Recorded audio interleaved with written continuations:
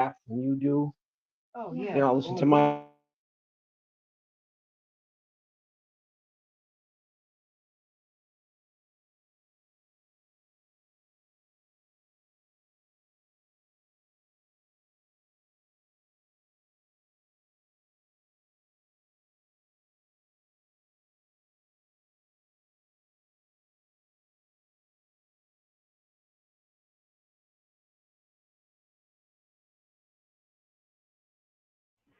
Ah, thank you. I'm not the greatest at this yet. Keith here, hoping everybody's having a good day, enjoying life, living life. Now that I got done with the mime part of it, um, want to thank everybody for joining me tonight. Please hit that like, share, and subscribe button. There's a PayPal link down there for anybody who wants to share some love, and of course, the StreamYard link is there for anybody who wants to join the panel. We got John with us tonight. How you doing tonight, John? Well, I'm doing good, Keith. I mean, I'm still absorbing the show you did last night, which is really nice to, you know, put all that together. It's amazing how much you can do in one show. But um, one question I do have though is about like the legal name that they're making assign a first and last name, right? So doesn't that like remove one of their, fraudulent, conveyances, if you will, if that we're playing into their system, right? First and last, so we can't get them on that one. But okay, Well, I just wanted. yeah, it goes to the individual's name and number, identify the record. So when they ask you for your name and address, that's a name and a number. You know, it's got several names and numbers. In that, it expresses a trust, and they're wanting you to put yourself in that trust as a trustee in contract. That's all they're doing. The individual's name and number identify the record. So if that's what the name and number identify, then what does the name identify? Well, it depends on the grammar. If it's all uppercase, then it's identifying as a title of a trust. If it's upper and lowercase, it's identifying a legal name in one capacity or another, depending on if it's last name first, first name, last name, firm name. You know, we're finding all these different things out. So the proper grammatical style isn't a legal name of any sort. It's the given name. That's it. I'm Keith. I was given the name Keith. You can call me Keith. Now, I might decide upon our conversation, I might decide I want to change that and just have you call me brother. I might also change that and have you call me boss, Right. depending on the situation, you know. So, Right. All right, that clears that up. Thanks. I know they're yep, really playing the name game on us. It's amazing. yep. And so, before we get started, um, let me first welcome Russ. How you doing tonight, Russ? Good, good, good. How's everybody else doing? Hopefully well. Good. Absolutely, absolutely. How you doing, Russ? Good, good. Hello in the chat. And before we get started with tonight's show, I'm in a particular mood, and I may need a place to go because I'm done putting up with shit, even my companion shit and everything.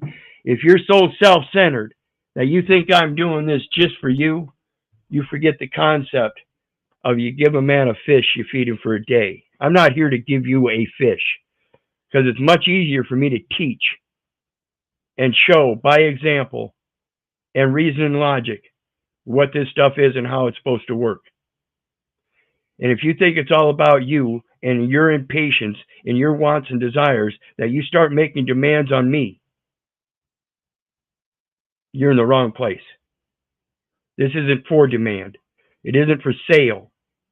It's freely given because the base principle is the next generation. Not you, not me. That's the problem. The self-centeredness. Fuck off if you don't like it. I ain't got time. Shit I don't have time for. This shit, their shit, your shit. Any of this shit. What is it? More shit. Anything that doesn't have shit to do with me. Because it's my message that flows through me from my experiences. And I'm tired of being ripped from my family's arms, having my family ripped from my arms, and seeing it done daily, in and out. It's time to stop it. And they can't do it themselves because they're still children. If you expect them to eat daily, you have to both feed them and teach them so that when they get old enough, they can feed themselves and pass that teaching on. My people are destroyed for lack of knowledge. And if you want to sit in your cognitive dissonance and say, oh, well, that's on you. That's why I say, I love you, but I don't give a rat's ass whether you love me back. Because in the end, we're all God's children. We're all children of God. And that's what we're supposed to love as a whole. So if you want to be self-centered and think I need to direct all my love towards you, then fuck you. So let's get into it. And my apologies if that hurts anybody. No, Keith, that's nothing. I feel the You have same way, brother. foundation. You have foundation, Keith. That's all you need. You have our love too. So let's take a look at this. As the title says, the 3-card Monte the Banks play with your assets. So we're going to listen to this guy. This is from 12 years ago. And he's got an interesting phrase that he throws in there that you guys might remember hearing me say before. And it's that credit default swap. See, when they got him on the mortgage swaps, all they did was change what or where they did that. They still did the swap. They just did it somewhere else. Now, instead of a mortgage swap, it's called a credit default swap. So pay attention. It's a 3-card Monte game, and you're part of it. If you don't know what you're doing, then I suggest you stop and learn. Because if you keep feeding on the poison, that's what you're going to end up with. You're going to poison yourself. And in that poison, you're going to pass that poison on to your children. And they're going to walk into the same fucking bank and do the same goddamn thing.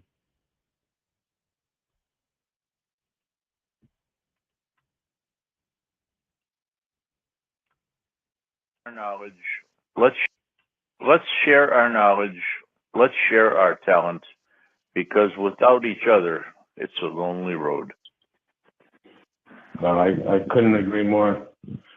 You know, I remember when I had the pleasure of first coming into contact and making your acquaintance, you and Dr. Klaus a few years ago, and you know, Dr. Klaus, your partner, continued to talk to me about quiet title, and at the time, I was experiencing some issues with my mortgage lender.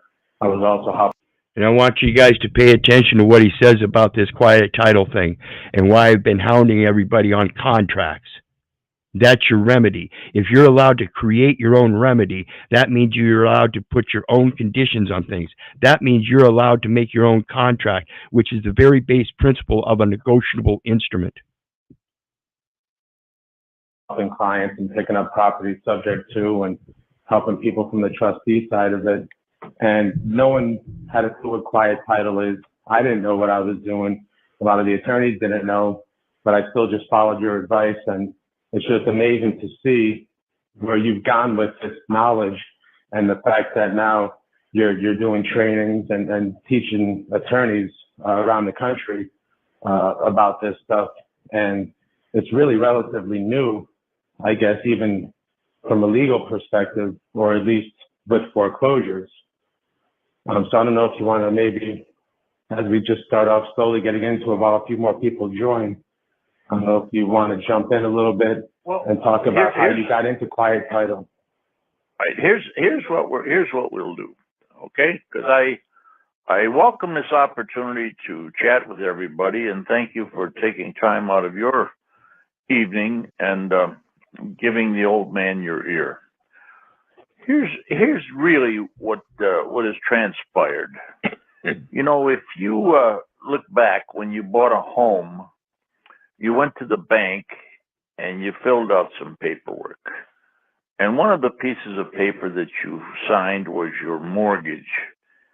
and it was notarized and it was recorded with the birth deeds, register of deeds, or clerk of county, clerk of court, whatever. Okay. And the other piece of paper that you filled out and signed was a promise.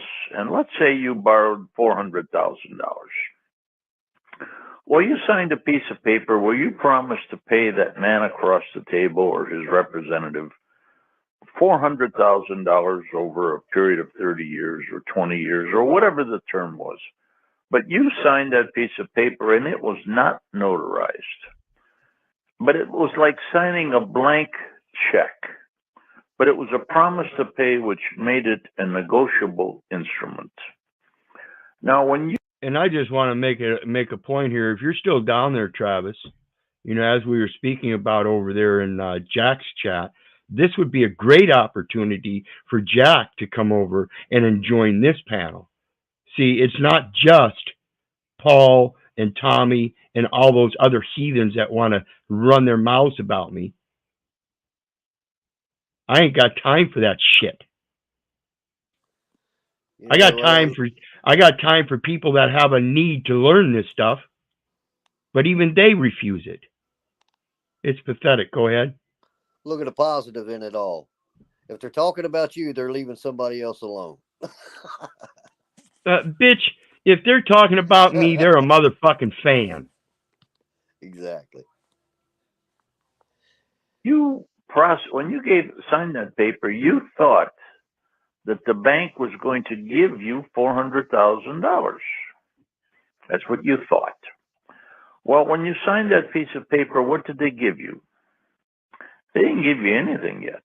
You just signed the document, and that piece of paper became an asset for that bank. It was now an asset.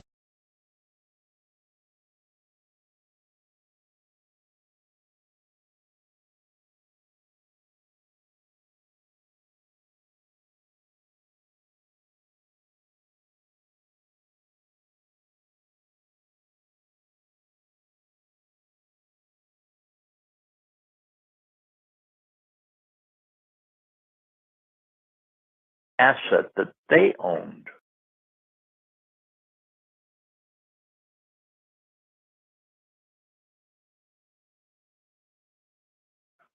You no longer owned it. Yours was a promise to pay. So that asset was now $400,000 of theirs, and here's what they did with it.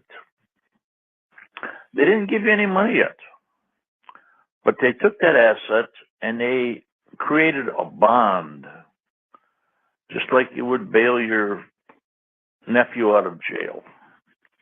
They created a bond, and that bond they took it to the federal.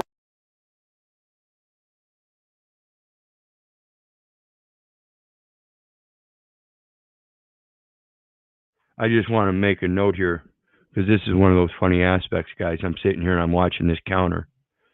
You know, most videos, we get going and we get started. I got about 15, 20 viewers. But when I got one up here, Card Monte, the banks play with your assets to try to help people understand the basic concept. And all of a sudden the views are 3. It tells me either the YouTube is shadow banning me somehow, some way, or whatever because of the title, whatever. I don't know. I don't care. Or that people just plain aren't interested in this. But that's okay. Federal Reserve, and the Federal Reserve gave them approximately 10 times the amount of your promise to pay. Now, let's say your promise to pay was $400,000. The Federal Reserve gave them a credit of about $4 million. Now, how much money have they put up? They have put up absolutely zero. They leveraged, and the technical word for it is monetized, but they leveraged your promise to pay to create $4 million. And they still had your promise to pay. They kept it. They just created a bond. They then took your promise to pay to another party, and we'll call that party a wholesaler. And that wholesaler took it to what we call an aggregator or trustee. And it was then sold to a trust. And 95% of the trusts are in New York. So it was sold on Wall Street. Well, where did the money come from for this note? Where did it come from? Well, the trust filed, before you even applied for that note, the trust filed what we call an 8K filing with the Securities and Exchange Commission. And they have to do that in order to securitize it. So what they've done is they've taken property from you that doesn't belong to them, and they securitized it, and then they're going to take it to a discount window as if though it's theirs, and take out a loan of 10 times the amount. Listen to him. And we'll call it the Rosado Trust. And they told the Securities and Exchange Commission that they were going to sell investment certificates, and they were what we call mortgage-backed securities, or they were called CDOs, collateralized debt obligations, whatever fancy term they called it. That note was the security for these folks to induce certificate holders or investors. Let's just say the folks that are listening to this phone call, let's say they represent the school teachers in their area. So the school teachers pension plan invested $10 million each into this trust that was backed by your promise to pay. So they were given, let's say 6% return on their investment. But you were paying maybe 7%. So the trust was earning money, okay? Now, those certificates, okay, that were purchased by the investors, okay, that money went back to the bank that you signed that promise to pay with, and that's where the funds came from for you to buy your house. Huh? Huh? You mean they got the funds from me? Yep. No And keep it. way. And There's no way. I don't, You have to go to work, guys. You have to get a job. and they don't issue a transaction report, 1099, which is supposed to be given to the creditor, which is us. Yep. See, and watch what he says about getting into those records and doing the forensics and stuff. This guy's great. And like I said, it's 12 years ago. And then I got a couple more lined up. One from, let me see here.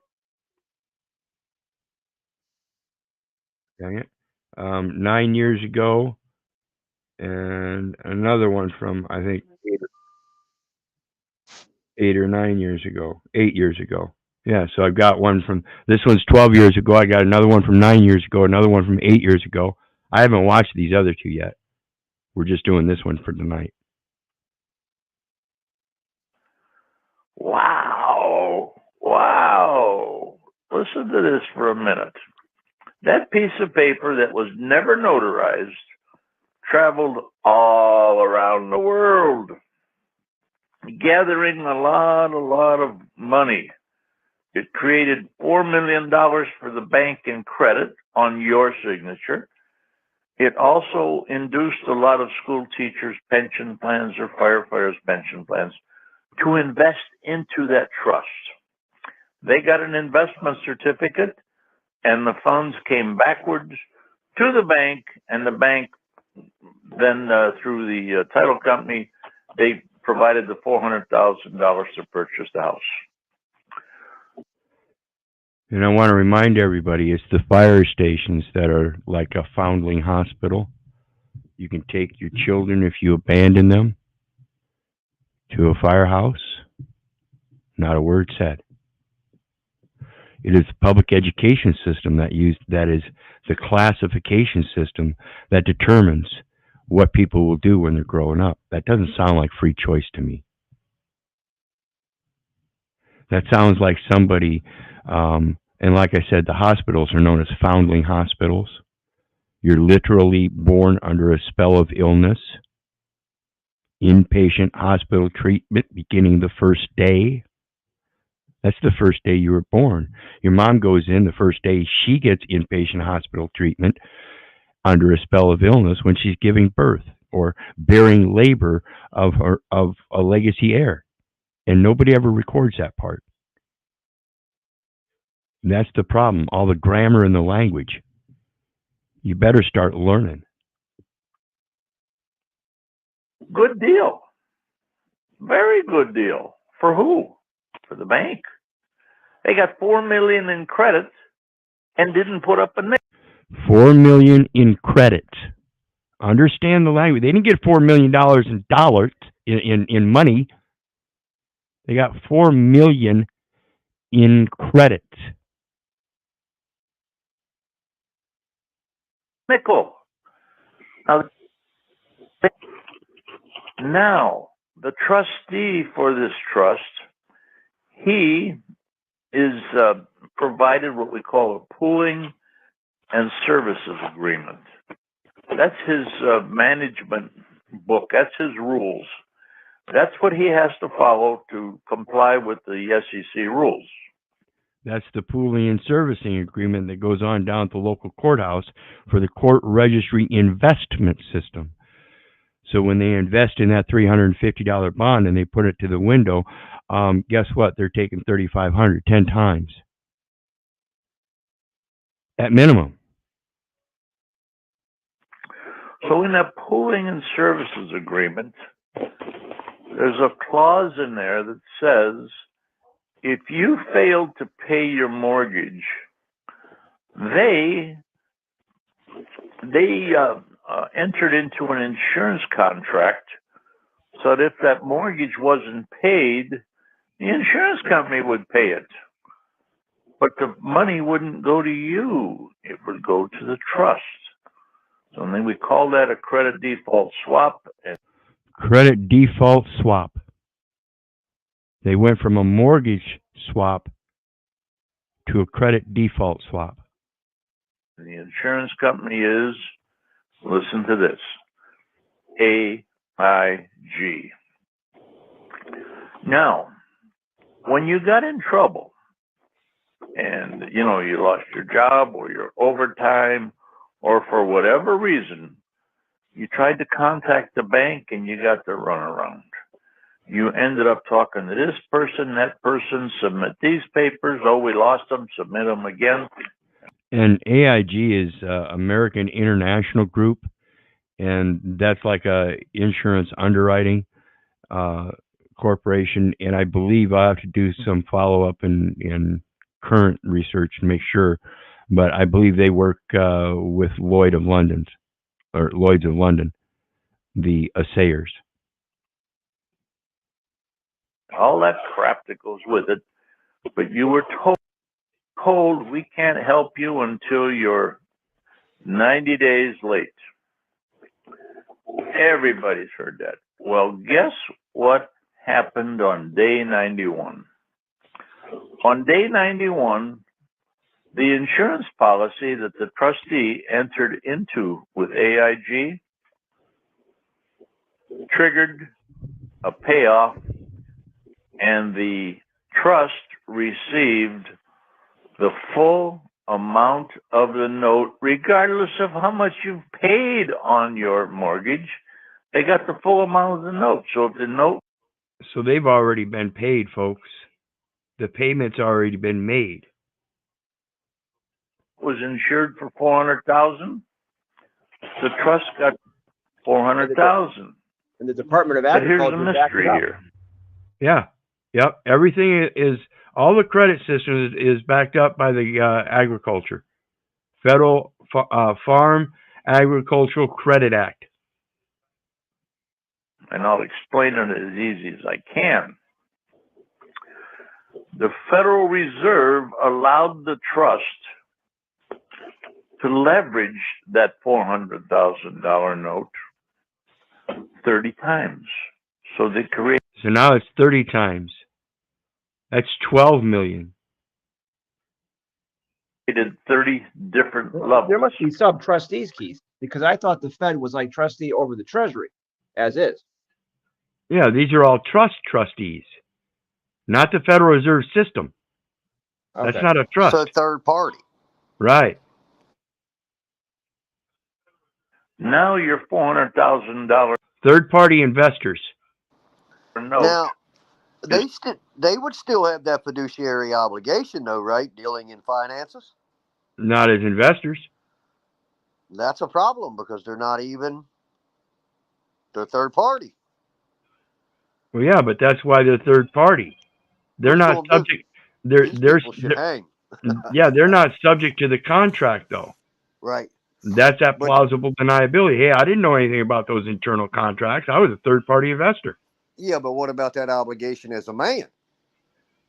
Yeah, you're still investing in what you have been presented as being honorable, and you stood in honor. You know, you didn't partake of any deceit. You thought it was a clean deal. How do you I see that's the hard that's where I got a problem. Well, How yeah, do you know, listen to how this guy explains it, and you'll see how they have that plausible deniability the way the law is written. This is why I tell you, if you don't know how banking is done, you shouldn't be doing it. Yeah. Purchased by. There's no gold clause in the mortgage, right? That's why they went to 30-year futures. Right. It's not. Right. You have to have a limitation on the dollar for dollar. Well, define the dollar. Yeah. You can't. It's a conversion of anything you have that's material or immaterial, the tangible and intangible. Like I said, I can take a blank piece of paper, and I've even got my stationery with my sigil on it and everything. It's already got that value on it, and it's commercial paper. Well, that sounds like negotiable instruments to me. I can start writing on it and write out my negotiation. That's where I put my value as it relates to a dollar. How can I do that? Credit. Other lenders, and along we go. So let's go back to the default. The AIG paid off the note when it was 91 days late. So at this point, who has lost any money? Nobody except AIG or insurers like that. Smith, Solomon, Barney Brothers, and all that stuff. And yourself, the one that's been paying for it out of pocket when you shouldn't have. Let's not forget that. Now, someone attempts to foreclose. And let's say the lender that you got the note from, they're going to foreclose on you. Or the trust is going to foreclose on you.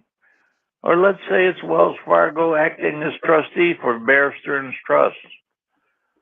Well, they're trying to steal the house because nobody has any skin in the game. They've all been paid commissions. Except, again, you and AIG. And they've been very successful in stealing houses.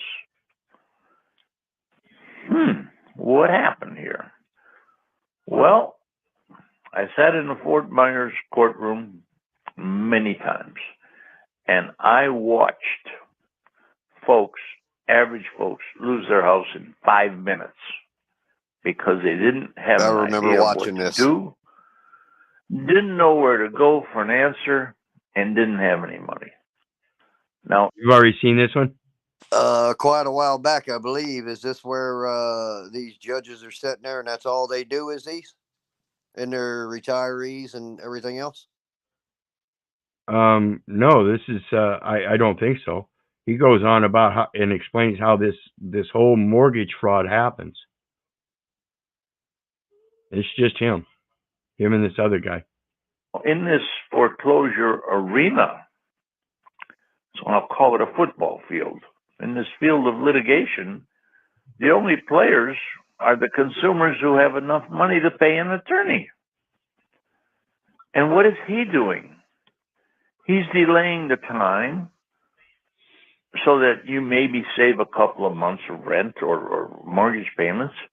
But at the end of the day, when you pull the shade down, turn the lights out, he wins a dismissal without prejudice, which means the bank that is foreclosing, who doesn't have any skin in the game, will come back again in a month and try to foreclose again.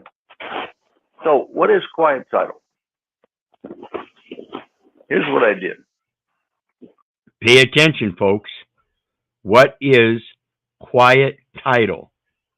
And he's going to talk about a special warranty deed. And there's specifics about a special warranty deed. It's relative to the previous buyer or the previous owner. And if the bank is the previous owner and you have a special warranty deed that only goes back to him or the bank, the previous owner, then there's likelihood, and this guy says 95%, and I tend to agree with it, likelihood that it's not a clean title. Because there's a limitation. That special warranty deed is a limitation saying that there may not be clean title prior to the previous owner. So they're limiting the title just to the previous owner. So there's a great possibility that may not be a clean title. So you're going to quiet it. Check it. Oops, guess what? I said, okay, when you're in trouble, you're trying to find some person to talk to, someone to give you straight answers. And what do? They stonewall you. They firewall you. You can't talk to this person, that person, and all that crap. So a quiet title action, which has nothing to do with your debt, nothing to do with your debt. A quiet title action means this. Your Honor, I cannot sell my house because the chain of title has been broken. And why? I cannot sell the title to my house because the chain of title has been broken. How do we know this? The special warranty deed and that limitation saying clearly in legal terms that it is not guaranteeing the title beyond the previous owner. So it may not be clean. Guess what? Why was it broken? It was broken when you closed on the mortgage and MERS was involved. MERS took possession of the of the mortgage electronically, and the bank sold the note. So it separated what was supposed to be together. This is why when they bring that promissory note into the court, guess what? It's supposed to be with the mortgage. You don't care if it's a copy or not. That's evidence that it's not true, of course. You want the original that is still attached to the mortgage. One basic element of law that's not there, and guess what? That title's not clean. So when you get a special warranty deed saying that there's somewhere along the line there wasn't that attachment, guess what? That proves as a broken chain of title, and you can't go back and find out who the real owner is. All you can do is advertise, I'm taking possession by right. Anybody has any adverse claim, please come forth. Now, you see, we're not supposed to be buying and selling this property, these lands that we think we are. See, the bank has got a title and a mortgage and a promissory note, and those are all supposed to be connected somewhere, somehow, to show true ownership, and they all get separated. So what in fact is happening is you're only buying possession of a house, the actual things that are on the land, because you can't buy the land. And in that, it's all being separated, so you really don't have any true ownership anywhere except the one that is in possession of the thing, because the title itself is no good. So they How never we doing transfer so title far? to the lender then, and they sell derivatives instead, right, Keith? Correct. And that's called shredding. It's the same thing they do at the county courthouse in the court registry investment system. They get that $350 bond, and what they do is they call it shredding. But what they're going to do is they're going to slice it up into 10 parts and sell each part for $350. Right? Right. Or Yep. it's 30 parts, you know? Randy? Fantastic, Reach. Huh? I think fantastic. Okay. All right. I'll keep Actually, going. what I'll do is, what I'll do is I'll give a couple of pieces of information because I know some people may have some questions. Okay. So what you can do is if you've got questions and you have the ability to text or email, you can text the questions into 561-444-9179, 561-444-9179, or you can email them to Quiet Title. It's quiet-title@rosadocompanies.com. That's plural, R-O-S-A-D-O companies, plural.com, and I'll get them out to Regis for you. In the meantime, Regis, go ahead. Okay. I'm glad you took that little break because I took a little sip of my Merlot wine. All right. Anytime you feel the need, let me know. All right. I'm ready to go. Right. Well, the mortgage, when you closed on the loan and MERS was involved, the mortgage became separated from the note. And you can't, once the mortgage and the note are separated, the chain of title is broken. The chain of title. And can you spend a minute talking, because right now, you know, anyone that's in the industry sees what's going on with MERS and everything's coming down, but I know there's a lot of people that doesn't understand the significance. Can you spend just a moment talking about MERS and why that's such an important role for Quiet Title? Right. MERS technically is Mortgage Electronic Registration Systems. They were formed by the banks, and the banks became members. And MERS, at the closing table, is named as the nominee lender. They take possession of the mortgage electronically, not the hard copy, but electronically. MERS, their theory is and was that by they being the nominee lender and having possession of the mortgage electronically, they believe that the note followed the mortgage. And there are some judges who don't understand this who agreed with that. However, the U.S. Supreme Court in 1872 said, if the note and the mortgage are separated because one secures the other, if they're separated, they're both null and void. And to simplify it, if you were going to buy my car, you're not going to give... Because one secures the other. This is the securitization. me the check until I give you the title. The keys to the car are one thing, but the title is another thing. Now, MERS took possession of the mortgage, but they could not take possession of the note because the Kansas Supreme Court ruled that they are not a lender. With that being said, your loan was bifurcated. That's a legal word. Bifurcated right at the closing, but you didn't know that. Now, that means your chain of title was broken. So fast forwarding ahead, we simply said, and this workbook that I created, and I'm the only layman that I know of, and I've been told this, that's ever been approved by the Florida Bar to teach attorneys about this subject. I've subsequently been approved by the Georgia Bar, the Wisconsin Bar, the Nevada Bar, and other states to follow. So that's quite an accomplishment for a little white-haired old man to be able to be certified to teach attorneys.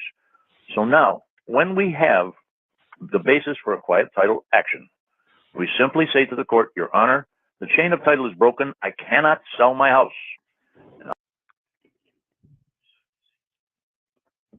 Your Honor, the chain of title to the estate being administered in these procedures is broken. I cannot defend such a suit. I'll give you an example of how important the chain of title is. I bought a home that Dr. Klaus, my business partner, found for me. And at the closing table, the closing clerk... At least not in these courts of law. However, afforded a court of equity, I assure you, I can settle these matters. Girl I knew, she'd been closing for 33 years. I said to her, Audrey, I just signed a very, very important document. that's worth a lot of money. I need a receipt for my signature. When you do a transaction with a credit card. Okay. I need a receipt for my signature when you use a credit card, like you started to say. And this is what I've mentioned. Check that receipt you get. If you are required to give a signature in your name, and that credit card is in your name, and you give that card, put that card in that machine, and it gives you a receipt back, and it says U.S. debit.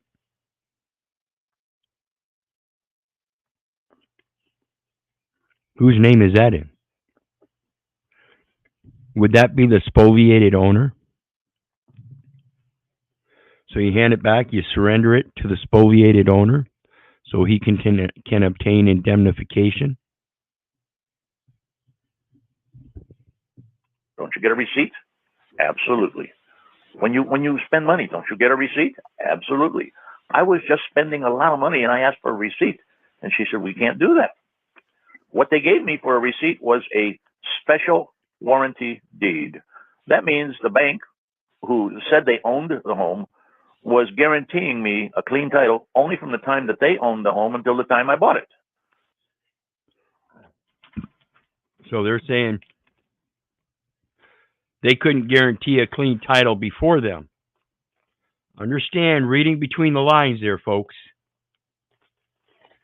They're saying that impropriety may be at hand in the very purchase by the bank, because they didn't validate whether the title was clean prior to that.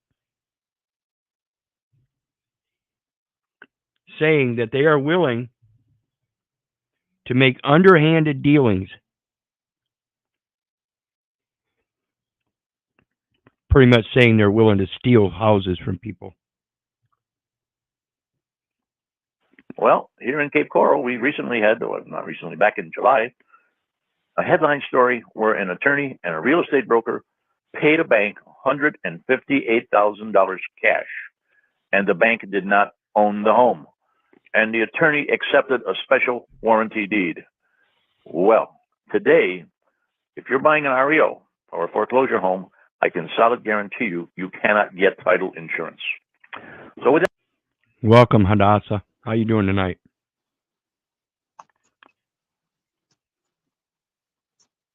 I'm good. How are you? Good, good. Good to see you again. You too. Got anything on this so far? Well, that's the whole point for the warranty deed, isn't it? Because the warranty is insurance, except for it's not, because it's the bond. That's what I found with they can't hold most of these entities, companies, counties, all that. It's actually the county I find that is holding the note, the original, and they keep selling it over and over again. Yep. And that warranty deed. Mm-hmm. I did a video on the term warrant itself as it relates to indemnification. Is that warrant means that the information in the instrument is warranted, meaning that it's true and correct. It's been assured. And those are all relative terms to a grant. And that's what you do when you put down these terms and conditions on these documents, is you grant them. You're saying they're true and correct. I assure you, yeah, I'm a resident. Yeah, I'm a United States citizen. Come to find out, much of it is not true. Well, in the assurance versus insurance, big difference, right? Yep, absolutely. As well as Because that's like one thing is, yeah.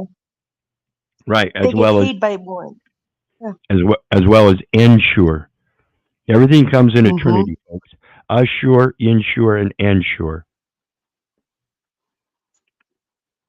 It's like admission, omission, permission. Yep. Yep. I'll have anything that being with the said, mission. the quiet title action flushes out anybody who has a recorded legal interest in the title, not the note. The note has nothing to do with the quiet title action. So it'll flush out anybody that's got a legal interest. Does the bank have a legal interest? If they can't show where that legal interest came from first by showing clean title themselves, then they can't have legal interest. It shows that something just appeared out of thin air. It's like saying, you know, that house that was across the street when I was a kid, 45 years ago. I remember the owner over there. All of a sudden, the house is gone. She's still there. Do you know how they create the interest? I just found this out recently. It's evil genius, but it's quite brilliant actually. Because we always think that they're robbing from the cookie jar, where in actuality they're just putting a cookie in our jar so they have an interest, right? Mm-hmm. How they fund these, literally, like a mortgage, for instance, is funded with a $10 money order or stamp Mm-hmm. that they then, because it's the 2 cents for every $100, right? You have to pay the stamp tax. Capital transfer tax stamp. Yep. But the land value, which for that $10 stamp would be $200,000, right? They use the EFTPS system, and they only transfer $180,000. They leave that $20,000 off, and then they go ahead and turn around and make a $10 million bond from that transaction. So the fact that they're saying that we didn't pay that $20,000, that's what creates their interest. It's literally 1%, which is just an owner. It's not because the ultimate beneficial owner has to be 10% or more. An ultimate beneficial owner is 25% or more. Yeah, we're the ultimate owners. Anyway. Mm-hmm. Go ahead. And in a lot of cases, no one shows up. We had one here in Cape Coral. Fannie Mae didn't show up because they didn't have a recorded interest. The mortgage and the note were never assigned to them. Now, with that being said, I know it's... So the bank may hold certain property, but it's never been assigned to them. That's the thing that warranty deed is telling you. It just magically appeared in their holdings. It was never assigned to them. Sounds convoluted, but what's the meat and potatoes of tonight's call? The meat and potatoes of tonight's call is, in order to file a quiet title action, you cannot go into court with hearsay evidence. You cannot say to the judge, Your Honor, I found this out, or my friend told me this, or I think this. You get laughed at and thrown out, okay? What you need is a securitization audit, which follows the paper trail from the time you closed until it enters into the trust, and a Bloomberg financial report that pulls out all of the financial information about the trust. When you have that information, and it's accompanied with an affidavit sworn under the penalty of perjury, you now have evidence, you now have admissible evidence to the court that the note was paid off when the insurance or credit default file was triggered. To the trust, even, to have it paid off. I don't even know if they have that.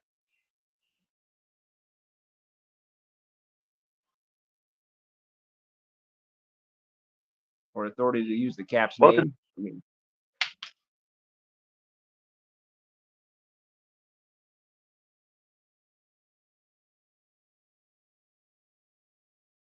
note was paid off. Who is damaged? Who is damaged? Nobody. The only logical people with a claim to that house, only logical people, would be the insurance company that paid out the claim. But now here's the end of my story tonight, and then I'll open it up for questions.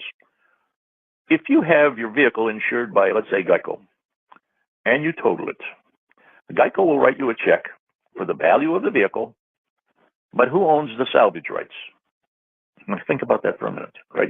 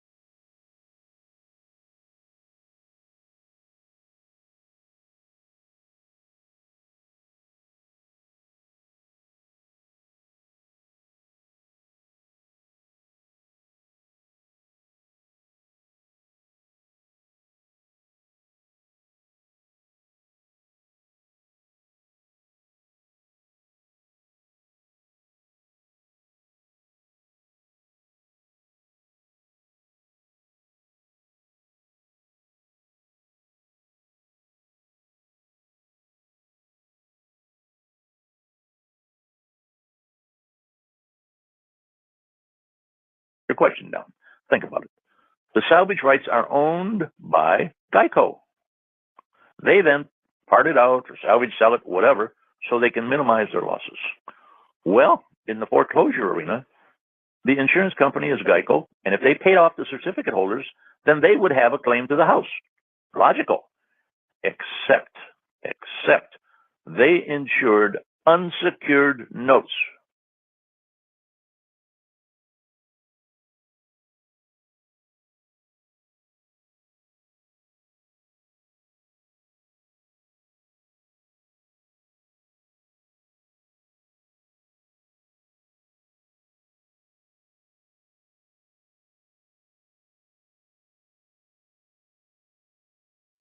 There's no rescission documents given, no 1098 form issued. I got a long list on mortgages. Yeah, my apologies. That's that thing about that credit default swap and everything. See, you're the one insuring it. It's a big insurance scheme. And when you go around insuring things, guess what? You're insuring something that's not secured. And then you secure it, and guess what? They turn around and you hand it back to them, and they turn around and sell it. That's a debt note. It's the creation of a debt by the signature and the premises that are laying in it, and the thing that you don't know about the language and not knowing how to sign it appropriately to present your capacity so that you're not held liable. It's a savage system, but it's all about salvation. Remember? That's why At the closing redemption table. certificates are so important, right? The what?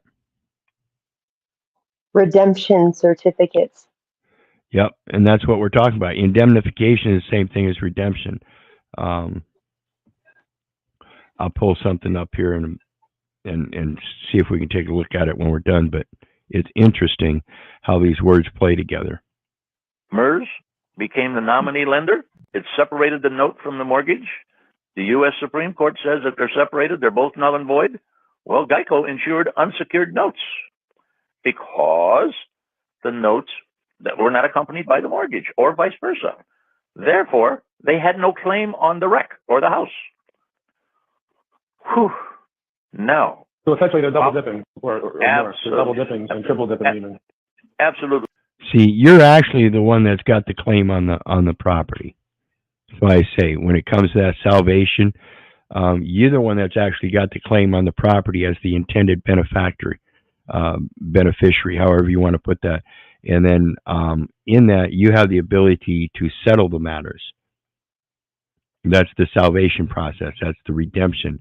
And that's done through a surrender back to the other party that has interest in it that actually created that vessel for you without knowing that you never intended nor learned how to operate the damn thing. That's that resurrection. Patron and sponsors. Patron and sponsor, another two titles that, as far as Benefactor goes, it's they're a lot better than Beneficiary because Yes, patron and sponsor. Sponsor is a nice one when it comes to the commercial side, and that's the one that's funding everything. Patron is the one that comes from the spiritual side, and that's our Father which art in heaven. All credit goes to him. Well, and it also comes to performing rights societies and creativity. You have patron of the arts, right? Yep. Yeah, it's your talents in the creativity. Geico that has word talent is big time lawsuit against Bank of America because Geico, I'm not Geico, my God. When you get my age, you can invent words. AIG has a major lawsuit against Bank of America because Bank of America defrauded them on the quality of the loans. The loans were rated AAA by Standard & Poor's or Moody's or whatever, when in fact. And obviously, I think this would be a good tactic to use against that credit score industry and all that shit. They used it against you. They converted things and used it against you. See, the informed because use. It's not actually your credit score. Correct. Informed use of credit will tell you how everything works, and that you should understand that if there's a credit score, then why is it there no debit score? score? Why is there no debt score? You know, what the, shouldn't you have something to Yeah, I know, compare right? it with? They slid Mhm. into that pile of Yeah. loans. They slid in some toxic loans, some marginal loans, and Geico ended up paying based on misrepresentation. Wow, what a hornet's nest. So, for those folks who are interested in taking a step further and learning more, I would suggest this. Randy, I think you've got an event, a workshop, or something scheduled there in West Palm Beach. Anybody who is an investor, even a homeowner who has concerns, or an attorney, I would highly recommend that they attend your event. In fact, I think I'm scheduled to speak at it. I would highly recommend that they attend it because there's so much information to learn. Now, I want to add this. Today, I had a call from the CEO of a legal group that represents, or these attorneys are members from all over the country. And they want me to make a commitment to teach this legal group all about quiet title because, and here is the nuts and bolts of it. Everybody that has an attorney, they take all of their problems to the attorney, where in the medical field, you don't take a heart problem to a kidney specialist. You don't take a back pain to a foot doctor. But in the legal arena, people assume that their attorney knows everything. My son is an attorney, and he's dumber than a box of rocks. He only knows one thing: divorces. So when I mentioned quiet titles to Timmy, he said, "Dad, we didn't have that in college. I have to go find out about it." So that's the reason that we're teaching attorneys, so that folks that See, like I've said before, they're not teaching attorneys this stuff in those colleges. Never have, never will.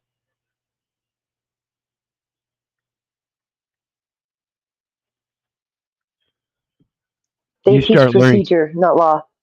Yeah, you start educating people how to correct their records, and it doesn't come down to a matter of anything but, hey, equity doesn't allow a statute to be used as a cloak for fraud, and that statute is in error, not me. have an issue or want Well, and it's the when you answers, we can start direct looking them. at the statutes. Sorry. No, that's Most of them fine. contradict each other or themselves. Yeah, All the that's statutes. that's Yeah. what I say. That's why I say use them against them. That's inconsistent. What is a person? Mhm. What is the resident? Resident Iowa determination for resident is for income tax purposes. I'm sorry, I haven't had a job or worked for any employer for 8 years. Well, but how the putting it as far as like when it applies to the mortgages and land or ownership, all that, is they're putting you as a resident for that medical facility that they've put that property under. So Yeah, that's why you don't get paid and you're considered a constituent. But you yeah, can use that to your advantage because if you're a student, the maritime contractor that is incompetent to contract himself, so he does it by votes in elections. well, but how they're putting us with the whole resident thing, it's literally like a resident in a hospital. You're a student, you have to put in your residency, your basically Yeah. your volunteer time before you Company become a A, doctor. Company B, But because you're Company, exactly. Company But when A, you're a Company B, student, Company right? C, military. Mm-hmm. But when Everything. you're a student, you're indemnified Yep. from mistakes, aren't you? Funny how that works, huh? Yeah, that's why they're always practicing, right? And once an attorney understands it, it's much easier to have the operation done. And you certainly don't want a heart surgeon operating on a blister on your foot. It's a waste of money. So we've identified this. We now have a group of attorneys started. And today I talked to the CEO of a legal group that has attorneys in every state except Hawaii, Alaska, and the cowboy states. And they have, I think, 62 law firms. And they want me to teach all of those law firms all about quiet title because these boys, they've admitted it. They simply don't know it, but they won't tell it. They simply don't know it. That's what I keep telling people. Many of these people don't even understand what we're researching and learning because they don't know it. They haven't researched it and learned it. Exactly. I know I was talking with a friend of mine the other day about putting together a school for professionals that are already in the industry just to teach them their industry because, like you said, they're not getting taught most of this stuff, especially when it comes to things like, legal law, taxes, business. Yeah. Yeah, my dad Yeah. was my dad was a real estate appraiser for the government all of his life. I guarantee he didn't know the first thing about tax law or anything about business law. My mom, Oh, my mom she was a was broker. Yeah. my mom was a Social Security worked at Social Security for 29 years. I guarantee you she never read the Social Security Act. You ever have an I attorney can tell you? I can almost guarantee that. I spoke to someone that I met that was actually a prosecutor for the IRS before I got barred. I talked to him for a couple of hours, and everything that I was talking to him about, and this was a couple of years ago. I've learned a lot since then, but he didn't have any clue about what I was saying. He never even encountered it, and he was a prosecutor. I'm like, this is a Yeah. problem, Yeah, right? I had the local assistant DA tell me here not too long ago that they don't abide by the federal code. I don't know something. He said, well, let me think about that a little bit, and I'll call a colleague in, and we'll get it done. They never admit defeat. Hell, attorneys, if you ask them their scorecard, they'll say, well, I had 500 cases and I won 400 of them. Where are the other 400 losers? All right, I shot my wad. I'm going to take another sip of Merlot here. All right, well, I'll jump in and make some announcements, Reed. That was awesome. And for everyone out there, just a few announcements. We have a full workshop. It's going to be a full day, 8 a.m. to 6 p.m. on December 10th. And I know December is a tough time, but it's beautiful here in Florida. It's going to be at the Crown Plaza in West Palm Beach. It's an all-day event. Breakfast, lunches covered, beverages throughout the day, and just a ton of information from Regis and his colleagues at the U.S. Property Shop. And then I want to announce another date that just came up today in Greensboro, North Carolina. My old friend from 20 plus years ago, my childhood friend who got me my first sales job, Phil Dean, is out there leading the workshop in Greensboro in January.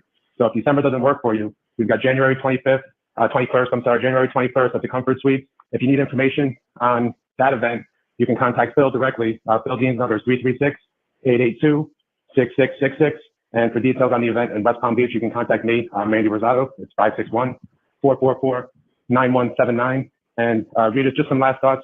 Tell people what exactly they'll take out of this event after they spend all day there. And for the attorneys, I believe it's 7 continuing education credits for the one day. Yeah, it's seven CLE hours. Notice what they said there too. You were talking about the students being indemnified, and what do they give students? Credits. You had to have how many credits? And they have constant continuing. Yeah, they have those requirements for them to always have continuing education hours, right? Yeah, you get Yeah. credits for graduating high school. Or you get credits no matter what, whether you graduate or not. That's what you're doing, is earning credits. It's a credit system. Well, and if you're practicing, which goes to the merits, and understand again, merits etymologically means spiritual credits. And that's all government employees are actually based on the merit system for all of their pay. Yeah, merits and demerits. Also, Randy, listen, for those folks who are on the call tonight, whether they enroll in the workshop or not, I've got a gift for them just for their interest. Okay, if they take 5 minutes and give you their email address, and you forward that to me, I will give them a free copy of a book that we have on the internet called Getting Out of Credit Prison. It's got tremendous reviews. It's a wonderful book. Getting Out of Credit Prison. Let me look that up. Well, because probably roughly about 85 to 90% of all of our financial transactions are run through the Bureau of Prisons. Okay, let's see here. On Amazon, it's got Get Out of Credit Prison. Get Out of Credit Prison was written to assist those consumers that are facing credit issues or have suffered from credit issues. And so when it says Get Out of Credit Prison, that's right in line. Well, if there's credit score, where's the debt score? Where's the thing that balances it? Otherwise, you would be locked into. They don't want to talk about the debit. Exactly. They can't hold the debit because they can't hold them, so they don't want to talk about them. Well, look at the name on the receipt. Now, if they're supposed to bring the suit in the name of the real party in interest, and that receipt says U.S. debit, shouldn't they be bringing it in the name of the United States? Technically, yes. Just like it's funny because if you look at like a court case, for the county, in particular, or municipality. If you look at it, it's funny because they put the county or municipality in one box, right? And then they put, the people of the state of whatever, and then they put a little V, by the way, and that doesn't always mean versus, by the way. It can mean a lot of things. And then they put, a name. A lot of times they don't even put a description of that or what title that individual's, acting in. I found out actually that that's because they're literally using our name as an address. It's a shipping label. Yeah, right? It's funny. It's like, it's the look at legal that. representation. It's the legal representation. Yeah, because we're the people, right? Yeah. So the funny part is we're the people. So, because then whenever you're in court, you always have the DA or whoever stand up, and the judge will, say, because you have to do a notice of appearance, which, by the way, is so incredibly important, guys. I cannot even stress that more. And I can't stress it enough. Notice of appearance. You have to appear. The heir has to appear. If you're going to go into if you're going to go into a court of law, otherwise that same concept, instead of a notice of appearance, it's a gentleman always announces his presence. That's the equitable side. The language is different, folks. You have to understand, Yes. You've been indoctrinated so deeply. Well, and when you're dealing with the equitable side, you would say notice of appearance for the heir, because the heir must appear. If you're, for the legal side. Right. For the equitable side, you would be present because that estate or endowment from your mother and father was a gift that you have to say thank you for. Yes. Yep. But it's funny how whenever they stand up, the DA will stand up and they'll say, "Here for the people." They never say what people, do they? Yeah, to whom all these gifts present.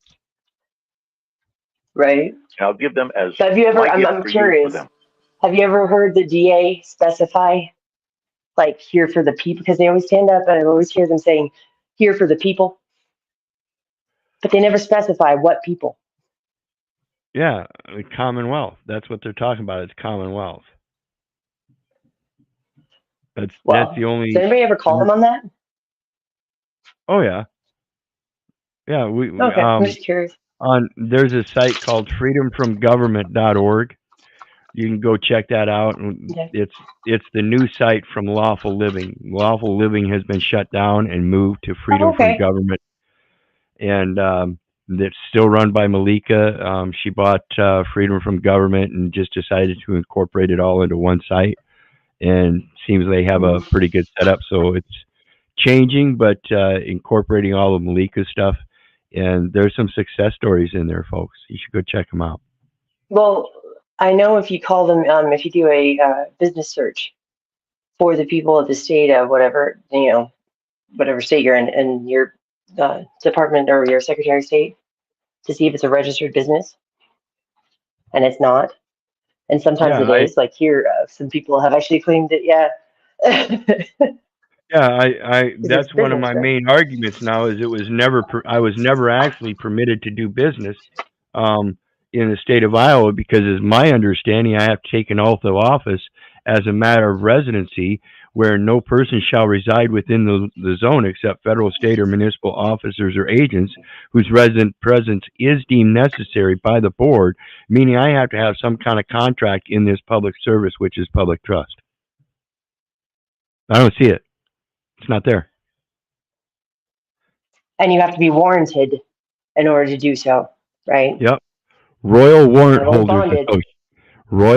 Holders Association.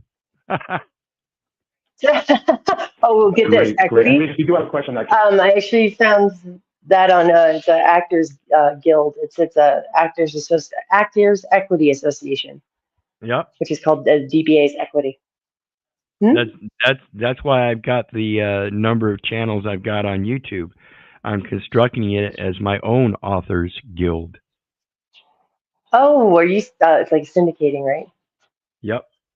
Each one has each one has its own little topical area. Came in. Because you have to be diversified. This question, I'm not going to state the person's name. Yep. I'm not sure. Okay, well, if I'm a realtor and investor, I have many properties in various stages of foreclosure, modification, and short sale. Can quiet title action be started at any time during these stages? Are there attorneys in Palm Beaches who can help with this? Who are they? Now, I could kind of answer in terms of the attorneys. I mean, I don't know anybody, but I do have. Quiet title can be entered at any stage and by anybody.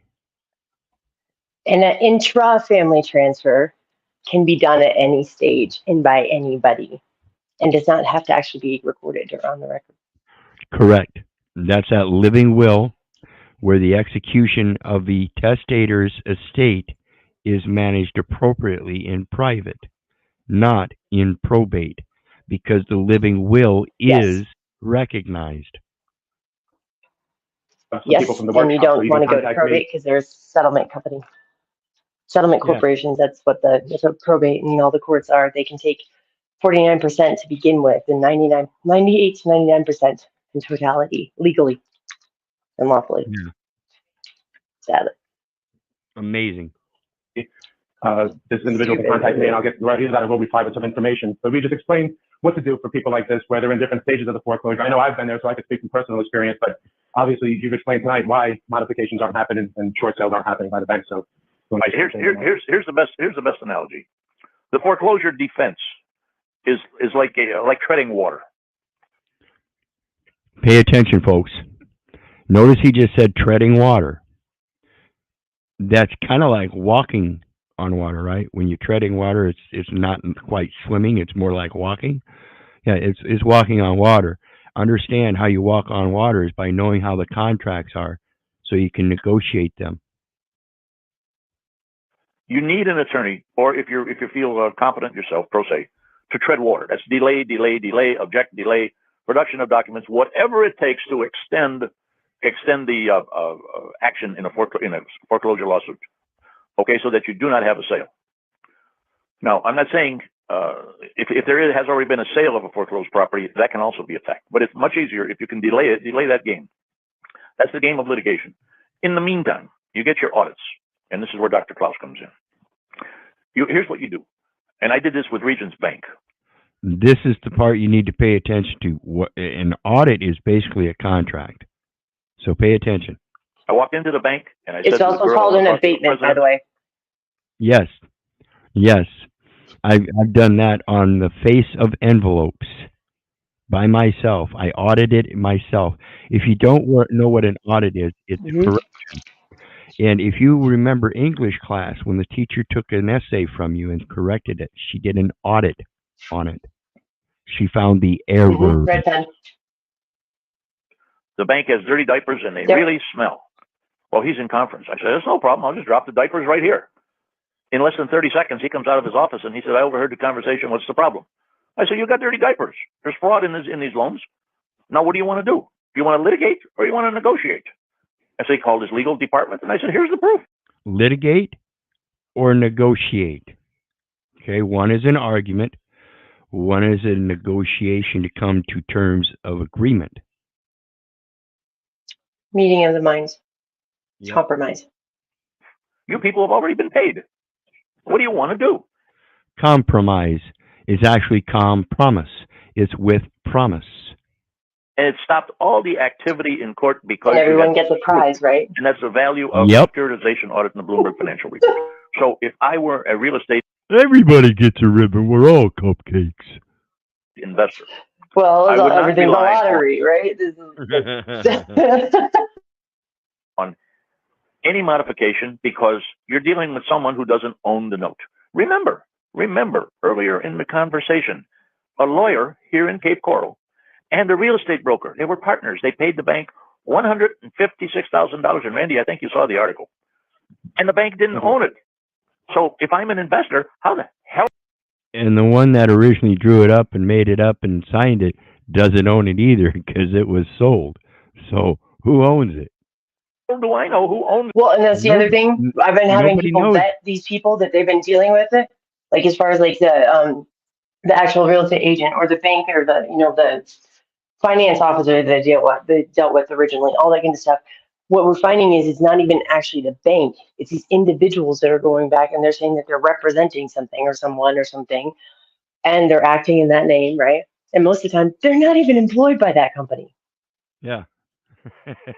And when you tell the company Who that owns you the- have somebody out here that's like pretending to be employed by them, there's this huge liability.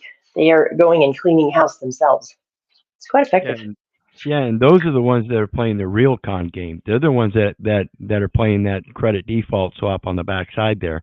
They're the ones that love it. They'll do a 90-day credit default swap, get paid 90 days, and then turn around and sell 30 of them again. Note. Yeah, that's a clearinghouse only way I corporation. Yep.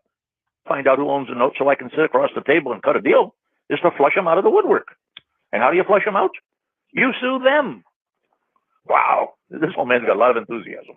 I can tell you Well, that. that's where I was going to jump in, Regis, because from a personal Because they can't bring forth the note. They're making claim to the title, but they can't bring forth the note. Oops. Bifurcation. experience, I'll say. And if you don't in the bring case forward that it your was- expenses, then you're operating under their tax jurisdiction and not your own. You have to bring forth your expenses. Yep. the Fort Myers courtroom, and I got a late start on that. It was probably approaching final judgment before I came in with the interrogatories and some of the defense from Dr. Klaus. And I was able to get the dismissal without prejudice. So my advice in this situation is, when you're defending a foreclosure, when you're doing the short sale, and that part of it, what happens is you're acting as a defendant. So once that case dismisses, you need to move ahead and file again. Would that be on target, Regis? At least that's how I've understood it. And put yourself in the plaintiff position. And you become the plaintiff. Exactly. Now we have another question that also came in, and this is yeah, you become the plaintiff, and that's a counterclaim. And your counterclaim is against the title not being with the note, and the specifics of it is outlined by the special warranty deed, saying that they didn't have previous title. So they You can even be respondent though too. Right, and what it's saying is they actually created a title. So it's not it's a broken chain of title because they actually created a new title, and that's not the original title. Boom. Case dismissed. Yeah, if you look in the SOP for all these title companies and stuff, their standard operating procedures, it tells you right in there that it's standard operating procedure for them to destroy the note or the title about 10 to 12 days after the close. Yep. It's a false title. Who can hold title to the land? No one. I want to know, are you going to get into, you're going to go through how the debt can be tracked through the SEC or service to do such? I'm very interested in, of course, that's part of the Bloomberg, right? That's part of the Bloomberg and the securitization audit. Yeah. Okay. So, and we actually, if you go to the workshop, because I've been doing this quiet title kind of pro se because I haven't felt comfortable enough with an attorney up until now. Now I've got some good people. But prior to this, I just kind of stumbled into the courtroom, got frustrated, saw people losing their homes begging for an extra 30 days. And it's depressing. And I've been able to, make significant headway in properties in New York and Florida. So it really, and when I went to the workshop, even with that background, the wealth of knowledge I got is really.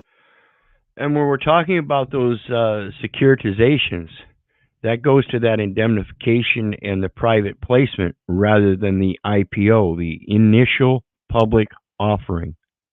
That's what they're doing. When they securitize these things, they're pooling them in an investment fund so they can use them for initial public offerings. Pooled stocks or pooled, general funds, they're traded as penny stocks on the public side. But because you have to read financials from right to left, that means if you read it from the private side, that 1/10 of a penny stock is at $1,000 each. Yeah, it's called the mill rate. Pretty much everything they do is a public option, isn't it? Yeah. Pretty much. Well, it's a lottery. Yeah, well, Wagering, it's a put on, right? Yeah, it's like a hedge. It's almost like a morph of a hedge fund put option call. Yeah, exactly. If you look in Northern Trust, you can actually find all those passports too. Sorry, go ahead. Guys are taking this course. And for the question that just came in, you will actually see a detailed breakdown of the Bloomberg report, of the insurance payouts. All that stuff will be provided. So that's absolutely what you're going to learn for the securitization. You will see Dr. Klaus shine. You will see him shine. He's an absolute whiz on this. See, my forte is talking. His is research. And now, Regis, can I offer another gift? Because sure. I don't know if it's only for attendees. And the link to this video is down in the details below, folks, just so you know, as well as that PayPal link for anybody who wants to share some love. I always appreciate it. Thanks. Your client By the way, handbook. Keith, really quick. Yeah. I found something this weekend when I was at the thrift store, go figure, and it was half off day, and it was in the books. I got lost in there. I actually found the, this is for Colorado, but it's Title Insurance Practice, third edition for continuing legal education in Colorado Incorporated, Colorado Bar Association, and Denver Bar Association. And I also, it's the teacher's like manual, like the binder, you know. And I also found nice. the real estate practice, volume 1 and 2, and it's actually the most recent one. I don't know why it was there, but there's some Nice. stuff in here we need to talk about. Oh, cool. Yeah, we'll have to do It's that. interesting. Awesome. Please. Can I give that to the people who attended the call? Or is that just Absolutely. for attendees of the workshop? No, if you have it, if you've got it electronically, absolutely. Yeah. Absolutely. So now Regis is going to give you, get out of credit prison. I'd like to give you on Regis's behalf a copy of the Quiet Title Handbook. So go ahead and email quiet-title. Anyone who's emailed us, the 2 investors that emailed us, we'll shoot it over to you guys. And anyone else, go ahead and shoot us an email, quiet-title@rosadocompanies.com, and we'll make sure we'll get that out to you as well. It's good stuff. It's something you're not going to buy at Barnes & Noble. Absolutely. I think that's it for questions. Regis, do you have anything else before we close out? Oh, we have another question. All right. Everyone's waking up. And I'm going up and downstairs. Okay, here we go. I would like to know who in Miami, Florida does the securitization and how much is it more or less? Now, I know we get into that in the workshop. Do you have a cost on the securitization service? I have an idea, but I don't want to misspeak. All right. Here is the cost of the audits. And this is another thing I want to remind people. This is something else I thought about, and I'm not sure on what to do with it yet, but remember, there's the state's blue sky securities laws, as well as the United States SEC. So there's a possibility of doing an indemnification through the state first, or through the state principally. Remember, the constitutions and the seating of jurisdictions, the original jurisdiction remains in the state. This is why if the states come up with a better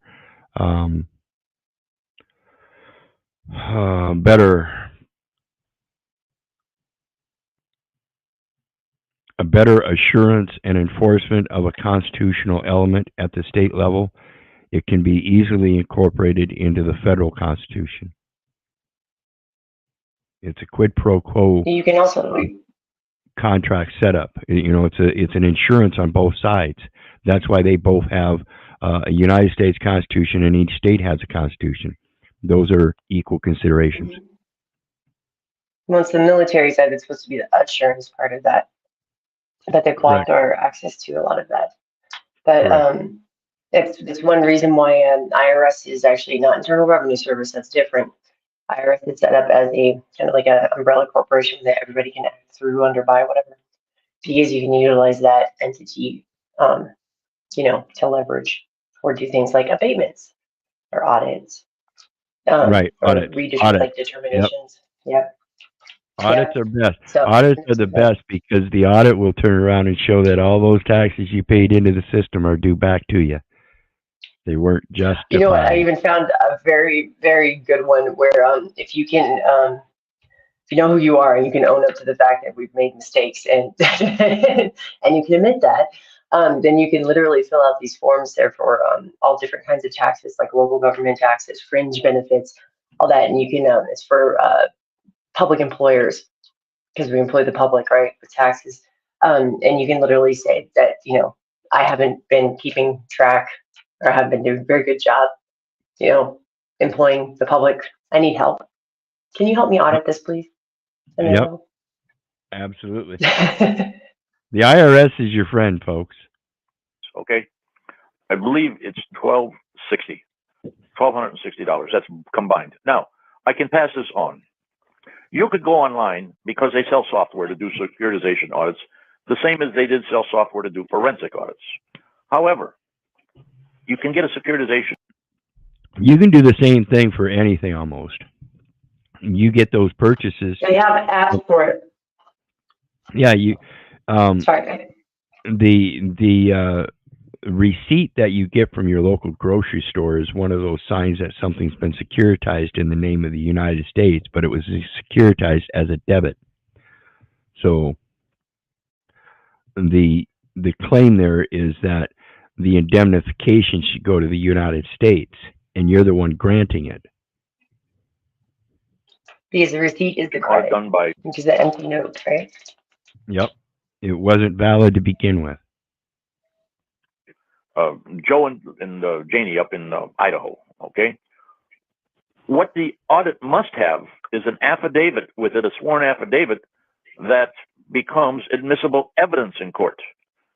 Now, they're selling audits I on have the to say internet them from right any there. place from $800. Say what? Because this is really important. I have to say something here. This is really important about the whole affidavit thing. Because when you do an affidavit, affidavit is for an official, government or private. But you can actually see this if you look at the affidavit for Walker Todd or of Walker Todd. Every affidavit, because that's a title or an office, right? It's not living, has to be backed up or affirmed, by that one Right. occupying that office.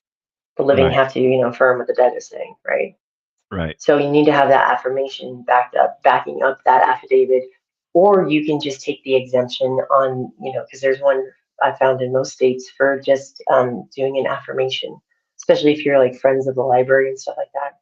Quakers don't swear, and that takes care of everything. Is you can just affirm.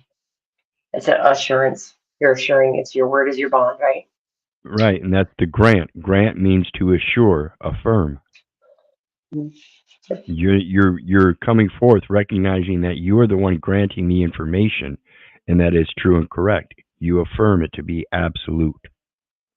Absolution. The one thing that gets dicey with that granting thing, though, is Absolution. Right. And that's the absolution, the redemption. I grant redemption. Look it up. I like the granting redemption. Yeah, I like the I like that part. That's good. The only problem I see with the whole granting thing, and this is where it comes into trust, and I don't think people realize this, especially when it's like an irrevocable trust setup, is that once you grant everything into that trust, you no longer have any rights to it. You gifted it. You can't go take it back. No, but in it's one of gifting those that, things. you gift it again when it comes to the title and stuff. You gift it the legal title. That is entry and control. While you have the 9/10 of the law, which is possession and use, and guess what? That title is in your possession. Is That's that why they your do trust. that whole thing with gasoline, where it's like a dot, like whatever price and 9/10? Yeah, that's a rounding figure so that they can use that as a base on that mill. Remember, folks, if you take The one mill penny, levy. if you take 1 penny in its decimal configuration, 0.01 times 0.01, you get 0.0001. Now, how does that equal 1 times 1 equals 1? If a penny times a penny equals a penny, but yet in the decimal system, it's 1/100th of a penny. Think about that. What are those bankers doing in the background with the decimal system? To $2,000 per audit. We have worked out a deal with the company that we work with because of the volume. And real quick, I also want to mention this, like I said, with the grocery store receipt, you can do an audit on those. You can do an audit on that purchase at the automobile dealership. You can do an audit on that major TV you bought from Walmart.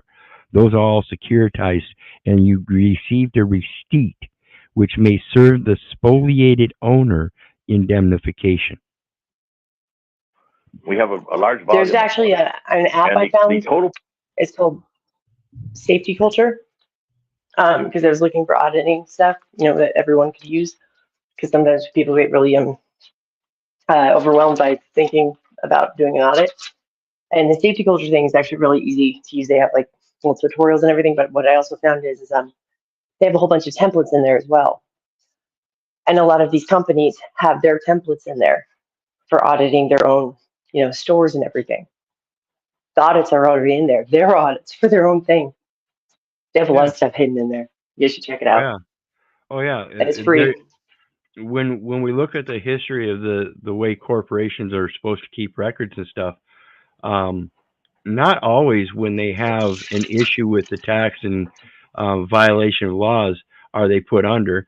A lot of times, more often than not, they're allowed to continue doing business, but in their records, they have to maintain those records of those audits and stuff as a reminder that, hey, don't do that no more. 10Ks, right? Yeah. Yeah, right. Everything has to go on the record, and they have to record everything to the point of nauseum. But then it gets information overload, that kind of stuff. But it's funny because they also have to they have to train their employees and everything to be able to do these audits for them, especially the really big companies, because they are so big. So they have to make it easily accessible and not overly complex or anything like that. So when you find the apps that they're using, whether they're having their employees use for these things, it's funny because it dumbs it down. It makes it so simple, and you're like, oh wow. Yeah. And wow. I wish I was overcomplicating that a lot. Yeah, and I wish more people would comprehend what auditing is about, because it's truly about keeping yourself correct. You have to audit yourself to make sure you're doing what's right. And that's the problem with society today. Nobody really gives a fuck anymore. And they're more willing to be a Hitler's willing executioner and use the excuse of they don't want to do accountability, right? Yeah, exactly. Which means, they don't want to be accountable for anything, and they want to hold everybody else accountable. Like, it doesn't work like that. You can't have your cake and eat too. As we speak about accounting. Just 12. Yeah, right. Now, once the audit has been obtained, now what do you do with it? Well, what Dr. Klaus does, and he charges $500 for his company, and they do a pre-litigation report. In other words, they will identify, not within the audit, but within the paperwork, the assignment. The assignment. Oh, wait a minute. First point in audit, there was no assignment. Well, in pre-litigation, right? That's mediation, right? Negotiations. And also he said just right there, I was cracking up because he's like, he charges $500 for his company. I'm like, oh, do you have to RSVP? Oh, yeah. Right? He's probably backed up quite a bit, isn't he? I mean, but think about it. A lot of this comes down to manners. It's insane. Yeah, and think about it. They tell you in some of these videos the terms that you need to look for in specifically correcting those documents. And like I said, if they have contracts and they're talking about parties, well, what are the parties? Who's the real party in interest? Things like that. So these are the things that you use, that I use. Like I said, I've abated several things on the envelope and just sent it right back and never heard another word. I've abated things by writing nice little letters that explain that I see zero value here. And unless you can explain where that value is, since you use no dollar signs and never use the term dollar, all I see is an impossible mathematical equation. So I accept it for zero value. Thanks and have a good day. Never heard back from them. We've been using greeting cards. Oh, yeah? That's, saying thank you. Yeah, that's postcard style. Postcard. That's a security. But it's not even a postcard because that one's private, right? It is a security, and most people don't realize it. And it's a security that most government workers and everything can accept.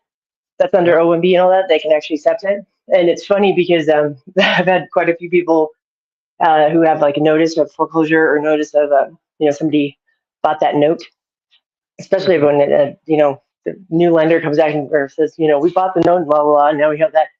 They literally write back oh, thank you so much for buying that. That was so nice of you. I really do appreciate it. That was very helpful. Thank you. Yep. Absolves me of my debt. No. Yeah, absolves me of my debt. Thank you. I appreciate that. I really appreciate you redeeming me. Yeah, a lot of it just literally comes down to thank you. Fraud, if there is fraud, and there's fraud in 95% of the deals, okay? They will identify robo-signers. They will identify notaries that have been expired. They will bogus assignee. I love those. Never assigned. Look at your certificate of title for your automobile. There's supposed to be an assignment. There's no assignment. Identify so many things. And that Well, pre-litigation report, we're under contract to a number of law firms, and they love it because for an attorney to have this pre-litigation report, he has to tell his paralegal, all right, start looking into this, get this, get that, get this, get that. And I can guarantee you it runs them more than 2 days of research. And he does that for a fee of $500. And so the total would be $1,760. Okay. No higher, no lower. That's it. We do not. So for around $2,000, I think that's probably a pretty good value. and you notice how he didn't say charge, or he said fee, and he said for his company. Yeah. Well, he might have said not charge for his me. company. I don't think he said charge. Yeah. No, I know. Have It's just affiliates. funny. We don't. The wording, right? Yeah, and that's why I urge everybody to pay attention. The language is specific. They use different grammar in different venues. So when we're talking about these fraudulent mortgages and stuff, understand they're also talking about insurance and credit and default and swap. That all sounds like subrogation. And you need to look everything's at the upside down and backwards. definition. Yeah, you Yeah, need to look Brian, at you their need to look at the definition. definition for things in every, like multiple definitions, not just the legal. But like, I have Barron's Right. Financial Dictionary, which is one of my favorites. But I have like a plain language dictionary. I have it like every dictionary you can possibly find. But one of my favorite books that I have got so far, I actually found at an antique store for $2, and it was Standard American Business Practices from 1913. Nice. It is insane how incredibly exactly the same everything is. It's they're just updating the system. That's all. That's all it is. That's what crypto is, by the way. It's just an update, same system. Yeah, But just reading that, it gives it makes things happen more instantaneously. That's what's so wonderful about this internet and electronic communications and everything. We get things so much more readily and faster. Payout commissions. It's But not multi-level marketing. correspondence It's still very the important. cost So it's of handwriting. knowledge. Absolutely. And Dr. Klaus's research has done wonders for me personally in terms of finding robo-signers and just finding fraudulent assignments. Anything. I mean, it's unbelievable what he's able to find with his team. So just so everyone's clear again, we've got 500 for the research. TILA request, you see that? That was a TILA request, Truth in Lending Act. This is the informed use of credit. And you're charging me monies and other negotiable instruments and requiring me to sign. Why can't we just have the electronic transfer of credit appropriated as it's supposed to? I mean, I do have question. Go ahead. Sir, I just thought of something. The assigned thing, right? Does that mean that it was never assigned, right? No sign. They didn't sign it? Is that why some people are finding the only remedy with the resigning of agents because it's re-signing? Right. The only thing that was assigned was a social security number to an individual, which is a legal fiction, a presumption of the facts presented to the court until properly rebutted. The proper rebuttal is, I'm sorry, but that record was entered in error. Man was discharged of his mother's waters, and you made a record of a man, charging him the rest when he was already discharged. This is the importance of. But I'm wondering because we never signed the contract, right? Technically, especially when it comes to the birth certificate and all that. Is that why we need to re-sign? Right. Because we didn't sign it. Well, it's the salvation, the salvage. You need to salvage the assignment that was made in error. Mm-hmm. Whoever salvage thinks. Yeah, whoever thinks they may have been appropriately assigned, I assure you, you weren't. I have evidence. Well, what do you mean? Your record, the appropriations. Yeah, your records are not appropriate.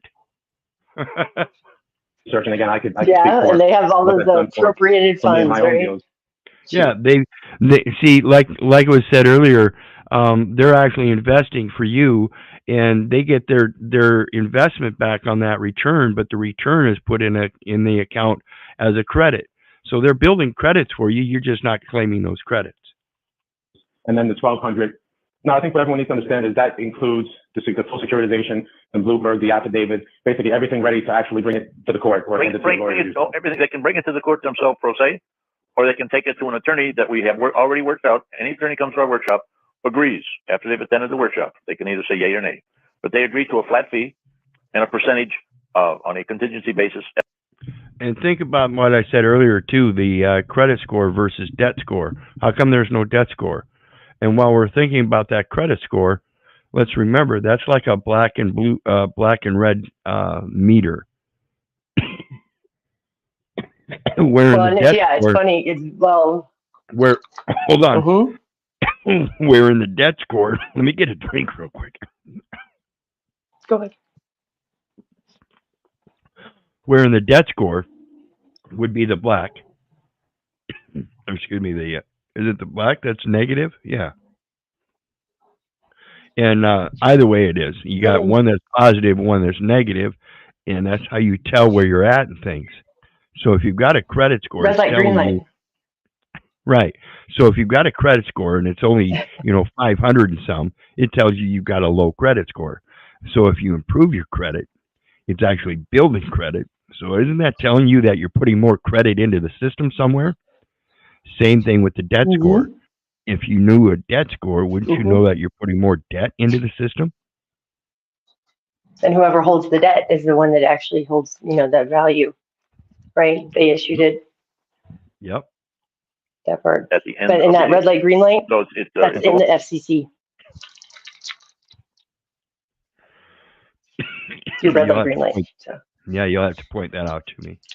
wonderful deal for people, and I can show you.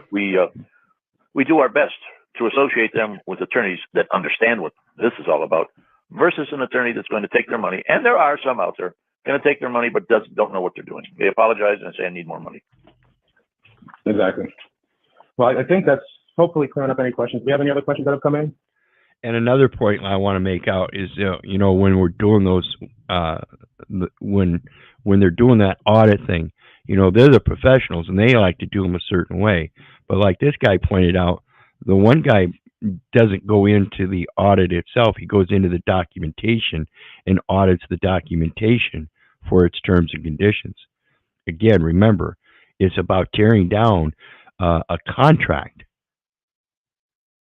Not the trust, the my contract. specialty. Yep. And that's the thing with Good point. when you're looking at it, nobody can tell you how to do what to believe in, right? Or how to run your business or how to do your taxes. You can make your own audit process. Absolutely. They can't tell you no. Nope. You get to learn how to self-govern yourself. Self-govern in everything you do. And Right, this of self-determination, right? Right, and that goes to your talents. And this government can't tell a potter how to make his pots. Period. He is the creator. He is the creator of what he is doing. He is the one manifesting the things that he makes. And that is Article 1, Section 8, Clause 8, and of course the Treaty of Berne, coinciding and correlating that you get to do that. And that's the parable of the talents. We're supposed to go forth with our talents. How is it that if we're supposed to go forth with our talents, you limit that ability by saying, no, you have to have a license to do that? Well, and that's So why, you get to go ahead. So in all reality, you could really just shut them down by asking for the original acceptance of the public offering, directing the transfer of credits, and that would shut them down, wouldn't it?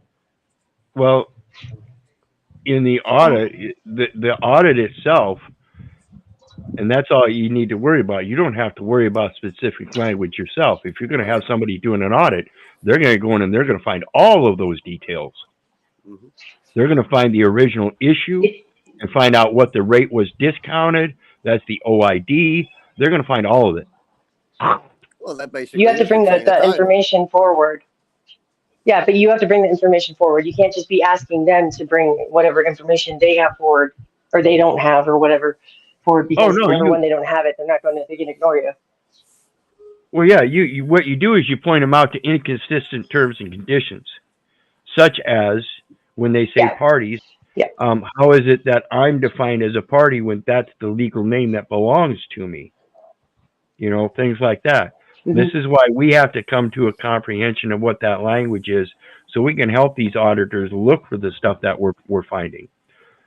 In my particular situation, I have them do an audit on this financial index. I can point out the specifics on it first and foremost, and that is the very different discrepancies, such as the last name and firm name. I've never been educated to use a firm name. Never knew that's what was happening. Never once been instructed to use the social security number without dashes. And now that I find out they use that without dashes and named it the obligor, and it's the obligor that is responsible for the debt or the obligation, right? So if the obligor is identified by a number, I am certainly not the number, nor is the name, nor is it the last name. It would be the firm name. So there are all kinds of things that were Oh, converted. the obligor, though. The obligor is also the one that is the, holds the debt. They're the one that creates that, Right. they And funded it. It's like a sponsor, right? right. And that's the one that's created by the state. So they created a false instrument. And this is why I say with the indemnification, we go to Revelation. We go to Revelations 18:6, where we're supposed to double unto her. Where we're supposed to double unto her under Revelations 18:6. So when they come with a bond for say $350, I'm okay. Well, I know you're doubling up, or you're doing 10 times or possibly 30 times. So let's go to the greatest possibility and say that you're doing 30 I times. found 144 on the first round alone. Yeah. So it's a matter of letting them know that you're the creditor and you're going to put more credit on the table than they are, so they're going to have to fold. It's a big gamble. I think we're good. So we do, okay, good. Okay. Another question. Good. This question is coming in and saying, this is, what, Regis, I was going to ask you this, and this is a great question. He's saying 1760. What's the end game? Property is avoided free and clear, question mark. What is the success rate? I'll jump in quickly and say that I've walked into houses that have been taken free and clear by two of your clients, and your friend there, Bernie, in Cape Coral, and I've actually stood in one of his homes, and the homes are adjacent to each other. So I've seen the product, and I've had my own dismissal. But we just explain a little bit what the end game is. I mean, we all want to see the properties free and clear, but realistically, what are the percentages? Right, Randy, here's the end game. To get a house free and clear, I'm going to say that's a pipe dream, but it happens, okay? The ability to walk into the bank and say to the president of the bank, you have dirty diapers. Do you want to litigate, or do you want to negotiate? And they always would rather negotiate. And then it's a question of how much money they will take based on. And that's what I plan on doing in the situation with my companion, if it ends up working out that way. Because see, the bank is the bank CEO is the trustee, and he's the one that's dirty. He's the one that allowed them to take money out of her account, knowing that they didn't have proper access.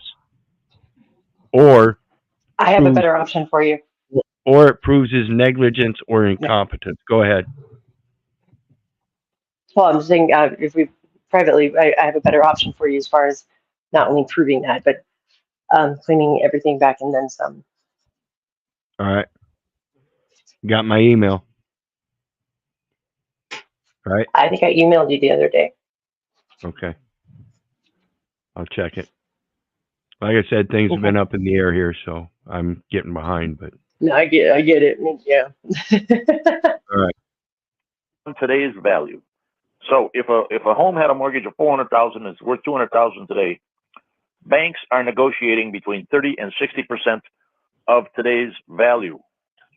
Now, can the individual homeowner negotiate? No, because then the bank says, well, why don't you pay me in the first place?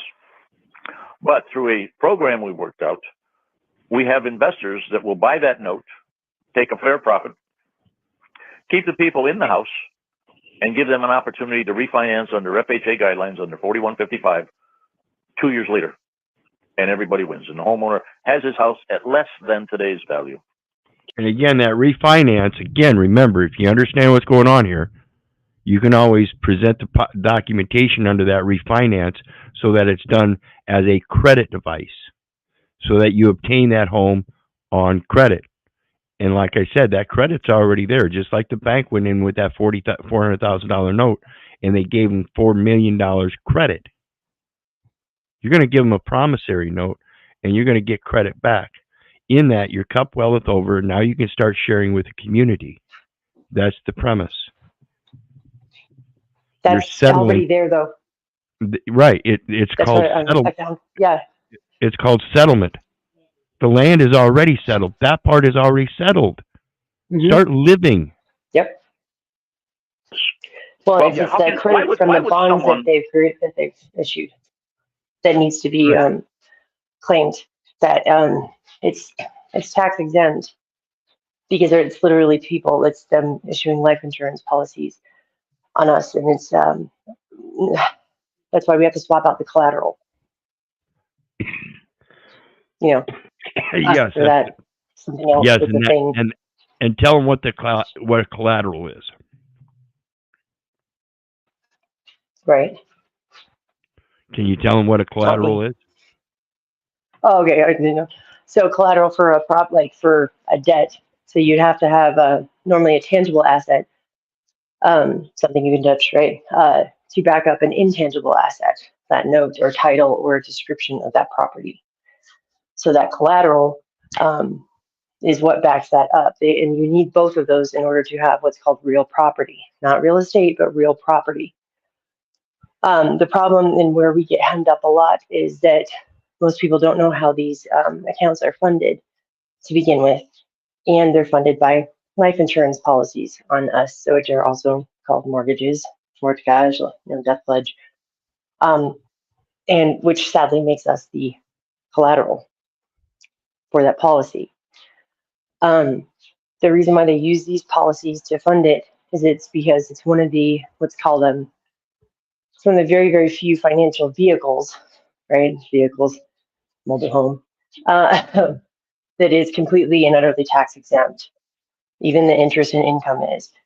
And because of how they reinvest in itself, basically all the interest and income that is generated by those policies automatically reinvest into more policies. And it just keeps going and going and going. You couple that with the fact that nobody can ever predict how productive somebody's going to be in their life. That's why these Right. Accounts are considered, bottomless or endless. Right. But because it's, our butt that's the collateral, you need to swap Right. out the collateral or that tangible asset that's backing that note. And that's the same with that private life insurance policy. The same thing happens if people don't understand how that system works.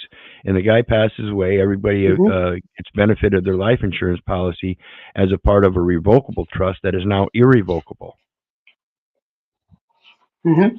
Because a revocable trust, which is basically an LLC, it automatically transfers into an estate or an endowment when somebody passes, which is an irrevocable. Yep. And sadly, those are the only two forms of equitable trust, though. Yeah, and that's why it's important to maintain that living will, so that when the testator passes away, you can administrate that trust or execute the trust with a competent successor that will do so to the benefit of the beneficiaries without a third-party intervener, interloper, period. It's not Exactly, public and you need to have that administrator and executor position filled because that's a legal and fiducial title. There's always that balance, right? And that's one thing that the lawyers have us not do is appoint an administrator, which allows probate to come in and be like, oh, well, I can do that for you.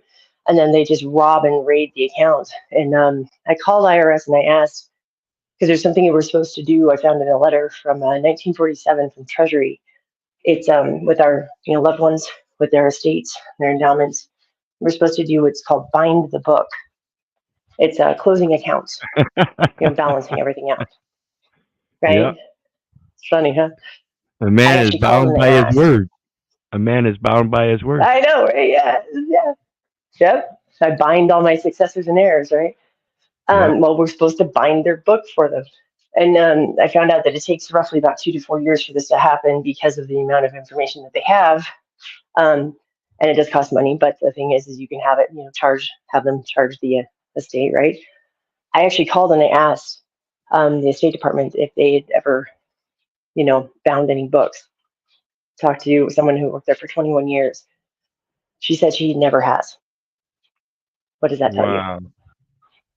Tells Yeah. me that See, the that courts tells aren't me that. doing shit that they're supposed to be doing, Yep. So, yeah, which is scary. yeah, very scary. And that's why I say, it's up to the people to become knowledgeable of this, so we can keep track of these people that aren't doing their job by knowing they're not doing. I know they're not doing their job, but what part of their job are they not doing? Can you say specifically? I can. Been doing it for a long time, and that takes a Not matter many of. people can. It's kind of like being a jack of all trades, but a master of none. You got to know enough about them and what they're doing to learn not to give up the comfort and convenience of letting them do it for you. You know. Exactly, but they They have make everybody money, thinking that you need to be a but they don't master of own it. one thing, right? Which Yep, that's that's your compartmentalized. profession. That's your profession, right? My profession Yeah, is truth. My profession yeah. is truth. Truth, truth, truth. And then issue Knowledge. a 1099 for debt that they don't have coming. That's a Ponzi scheme. That's what you were talking about earlier. And then issue a 1099 for a debt they don't have B. coming. Yep. Yeah, that 1099B If that the banks everybody's and doing, Cruz, where they're supposedly creating a book value. Yep. It's very dangerous, and that's going to come back because the IRS does not get those records for 3 more years, and then they have 7 more years to act on it. So that can come back and bite people in the ass 10 years later. Yep. Better know how to put that value to it, guys. through a quiet title election, that they are the real holder in due course, then you can negotiate with them. But these people are stealing. I'm done. Real holder in due course, real party in interest, basically about the same thing. As holder in due course, you have right to enforce the instrument. And that's all we're talking about. You have to enforce And I have a question for you. You have the right to enforce the instrument under that quiet title because it's got a special warranty deed. That's saying that title isn't good. Go ahead. Go ahead. As far as enforcement goes, because this is something I keep going around and asking everybody, because because of my situation with my trust and everything, was never able to actually get any enforcement in the courts because of my trust. Long story, but I've had to look for other avenues. But everybody I talk to, whenever you ask them about enforcement, everybody said go to court, take them to court, sue them in court. I mean, do you think that there's other avenues to Yeah. hold them accountable, or to Well, yeah, in equity, you get to create a remedy. Um, Part of that remedy can be continuing education or discipline by the necessary supervisors, or both. And it's funny. I was actually going to send a greeting card to one of the under sheriffs here about a couple of his deputies, about how they need, some more education Yeah, many of for them their do. reprimands, right? Yes, they do. And I mean, it's a lot of money and time that's invested in that. So you might as well not waste it, right? Fraud, waste, and abuse. And you might as well put it to good use. And I know that they're going to hate their life by the time they're done with all of the courses I'm suggesting. So, Yeah. different option. But it's those people, when they talk about equity, they think that all I hear is, take him to court and then you can enforce it, equitably in court. And I don't see the courts Yeah, really you can't being do it. equitable in my. Yeah, you can't do it in court. Equity imputes an intent to fulfill an obligation, and that means a contract. So you have to do it by a private contract. That's not a court action. See, and that's what I think. Exactly. I have found one thing though in the IRS that is probably the closest to a chancery or equity that I've found. It's a private letter ruling. Yeah, You ever heard of that? it's like a private relief law. Same thing. Yeah, Look up. you send them tell them a letter and give them, this is what I'm trying to do, and they'll write you back and this is what we can do, this is what we can't, and you just go back and forth until you reach a meeting in minds. Yep. And what And I don't was ever it? see the courts do that or shit. And what'd you call it? It's a private letter ruling, Private. and they're not letter. allowed to base ruling. Yep, and they're not allowed to base any private letter ruling on any previous ruling at all. They're only allowed Right. to base the decision on what they're allowed to do according to not even the statutes or codes, but according to the instructions and publications from the IRS. That's what they have to base it on, which is A what they're able private to do. A private letter ruling is a written decision by the Internal Revenue Service that is sent in response to a taxpayer's request for guidance on unusual circumstances or complex questions about their specific tax situation. For certain transactions involving large amounts of money, the tax law may be unclear.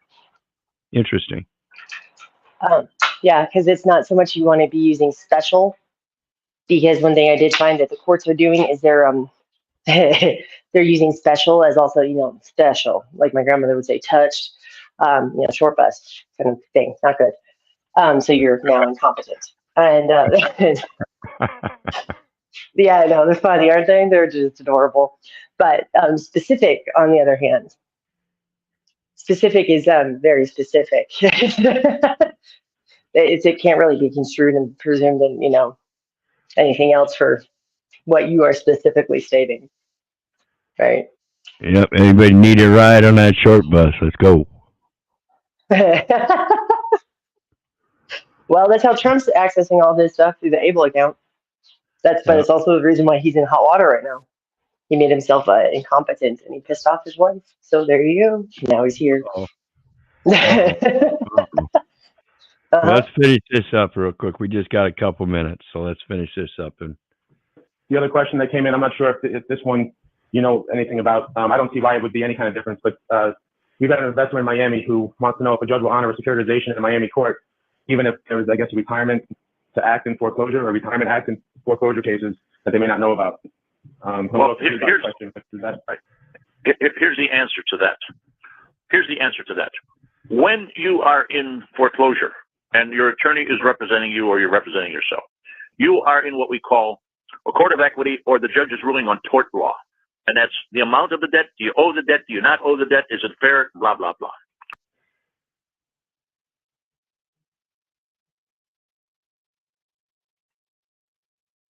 And your attorney is representing you or you're representing yourself.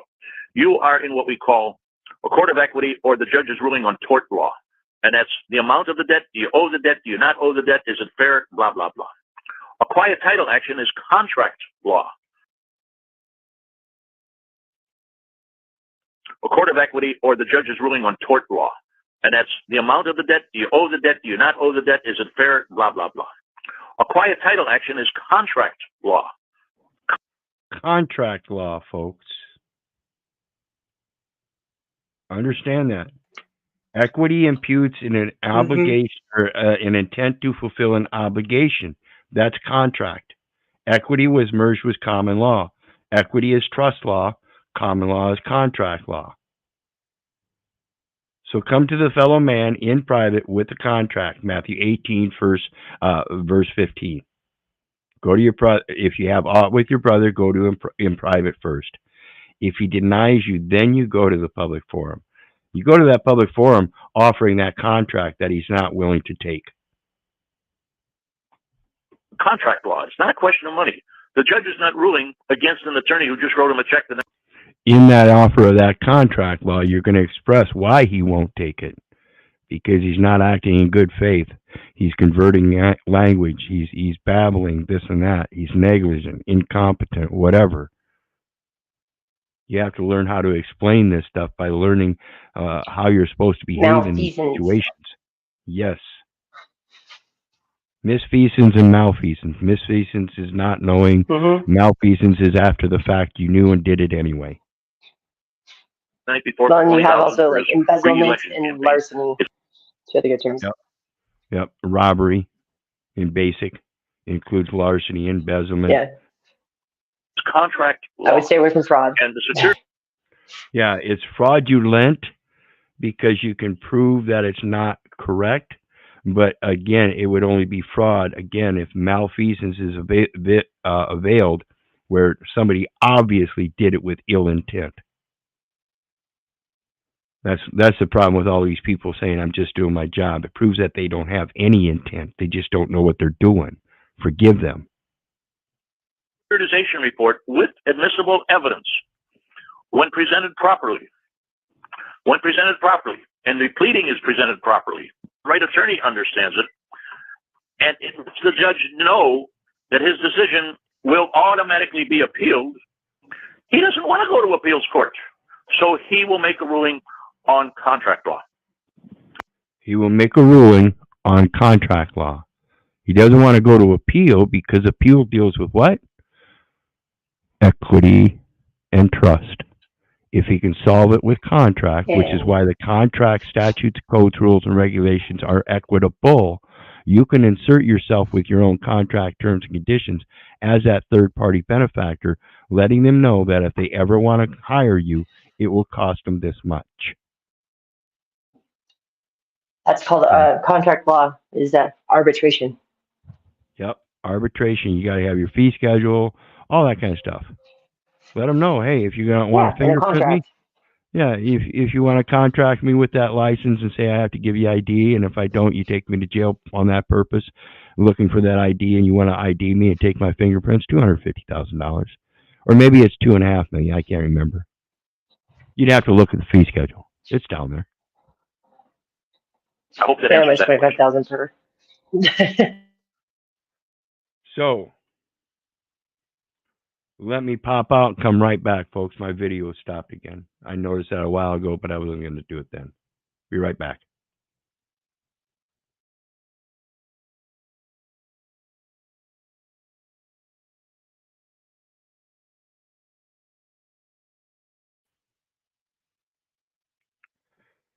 Okay, we are back. Let me see what I got here. There we go. So what do you guys think?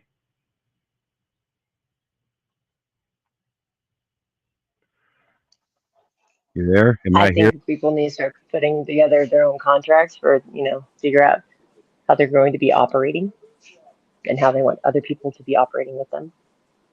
Yeah, and that's one of the first basics about communication is letting people know how you want to interact and what the interchanges are going to involve. Mm-hmm. And we but it tends to be a little bit harder of a thing to do though too, because most people don't know how they do operate or how they're going to or want to or yeah. Well, one of my favorite stories was Tom Sawyer. I love Tom Sawyer. Samuel Clemens, Mark Twain, Tom Sawyer. I'm a Tom Sawyer guy myself. But one of the reasons that Tom Sawyer is one of my favorites, when you read Tom Sawyer, the story about the fence and him painting that fence for his aunt. So that's the part about being in servitude to somebody. But that somebody that you're in servitude to isn't a heathen. He isn't an overlord, master, slave driver, but rather somebody impeccably admirable. Somebody that has great respect throughout the community. My aunt.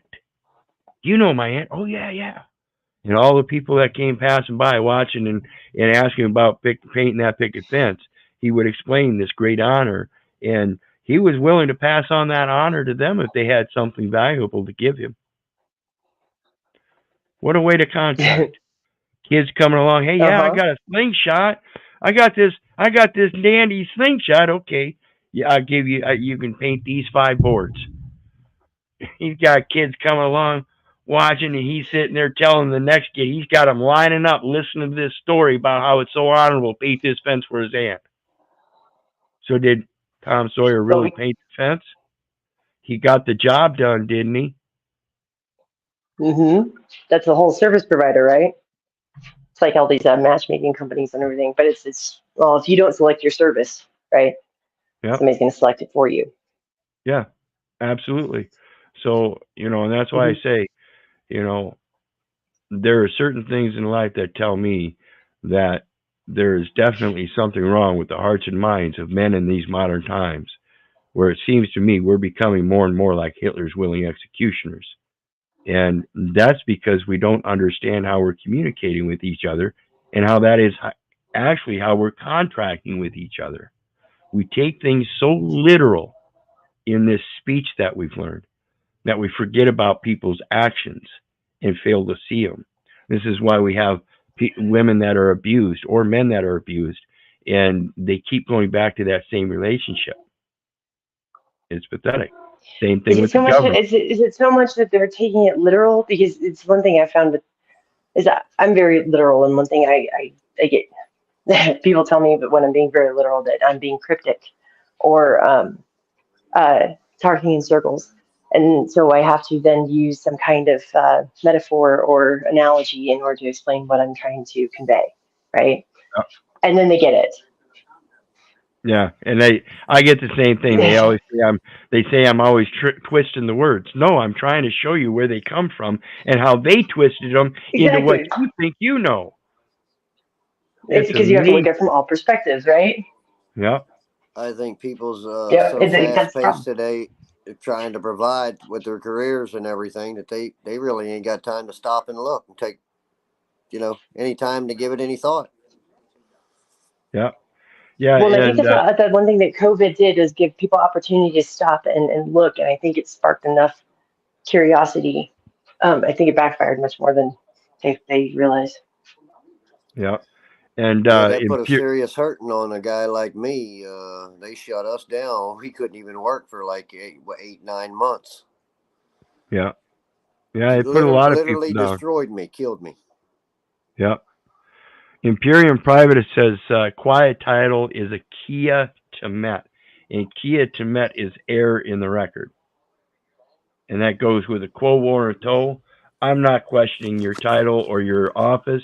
I'm questioning the record. It's an error. That's the Errors and absolution. omissions. Yep. That's the absolution. Yep. I Yep. absolutely guarantee you that it is an error because I'm the one that put those data elements in there. I'm the big dummy. I apologize. I'm sorry. I won't do it again. Absolutely. So Well, and you anyway, can call them when you do call them on theirs. It's also it's a counterclaim on their yeah, insurance because what they're doing with you is basically making a claim on your insurance saying that you've harmed something or someone. Typically, you're actually suing yourself in court. yep. And I'm gonna check it out tomorrow. I'm gonna call down and find out if those officers ever did put in a trespass on me, and if they did, that tells me that they converted the information that I gave them to a legal name and a birth date, and that's a no-no. That's a no-no. Oh, You're they've even lately they've changed my birth date that they've been using just oh yeah, recently, which I found very interesting because that's a pin. Yeah, that birthday is a pin number for EFTPS. That's how they access it. I'm all like, so you guys don't, you guys didn't even just change like the styling of the name. You created a whole new person. Wow. yeah.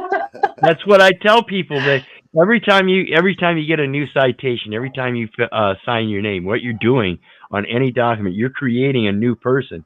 The individual's name and number identify the record. So every time you create a record, you use that name, but they've got a different number on that record.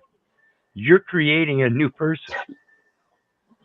Yeah, but the thing with the birthday, the reason why the birthday they need it so badly, right? Is because in the license, is because it's the PIN number for the EFTPS system for like basically your social account that they have that they tap into. So for There's a them lot to of Yeah, actually change that, yeah. yeah, that means there's a lot of kids out there without fathers, yep, yep, even within the record. Well, parents patriae.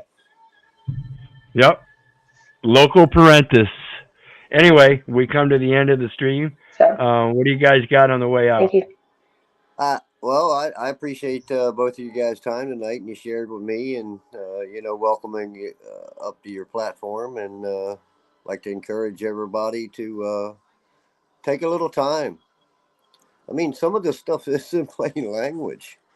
I Yep. mean, again, I think I think that spiritual foundation is so important because I think it would open up the mindset of people and it a lot broader when it comes to these things. I think, and I think it really is a detriment to somebody that doesn't come into it with a spiritual foundation because they never really see the true value in it, any of it. Just my take. But Yep, and much love and to everybody and many blessings. absolutely. Thanks, Russ. Absolutely. And absolutely, if you don't know the language, how can you see the true value in things? If you're confused by the language and the value that it purports, how do you know the true value? This is why it's important to get to know thyself. There's a communication between yourself and a higher power that is always going to be more truthful with you. Intuition and instincts. What do you got, sister? Definitely. Thank you. It's a pleasure as always. But go back to your guys' documents, contracts, anything else that you have, like already have, and read it out loud. It's amazing what reading out loud does. But read it, like read it a couple times.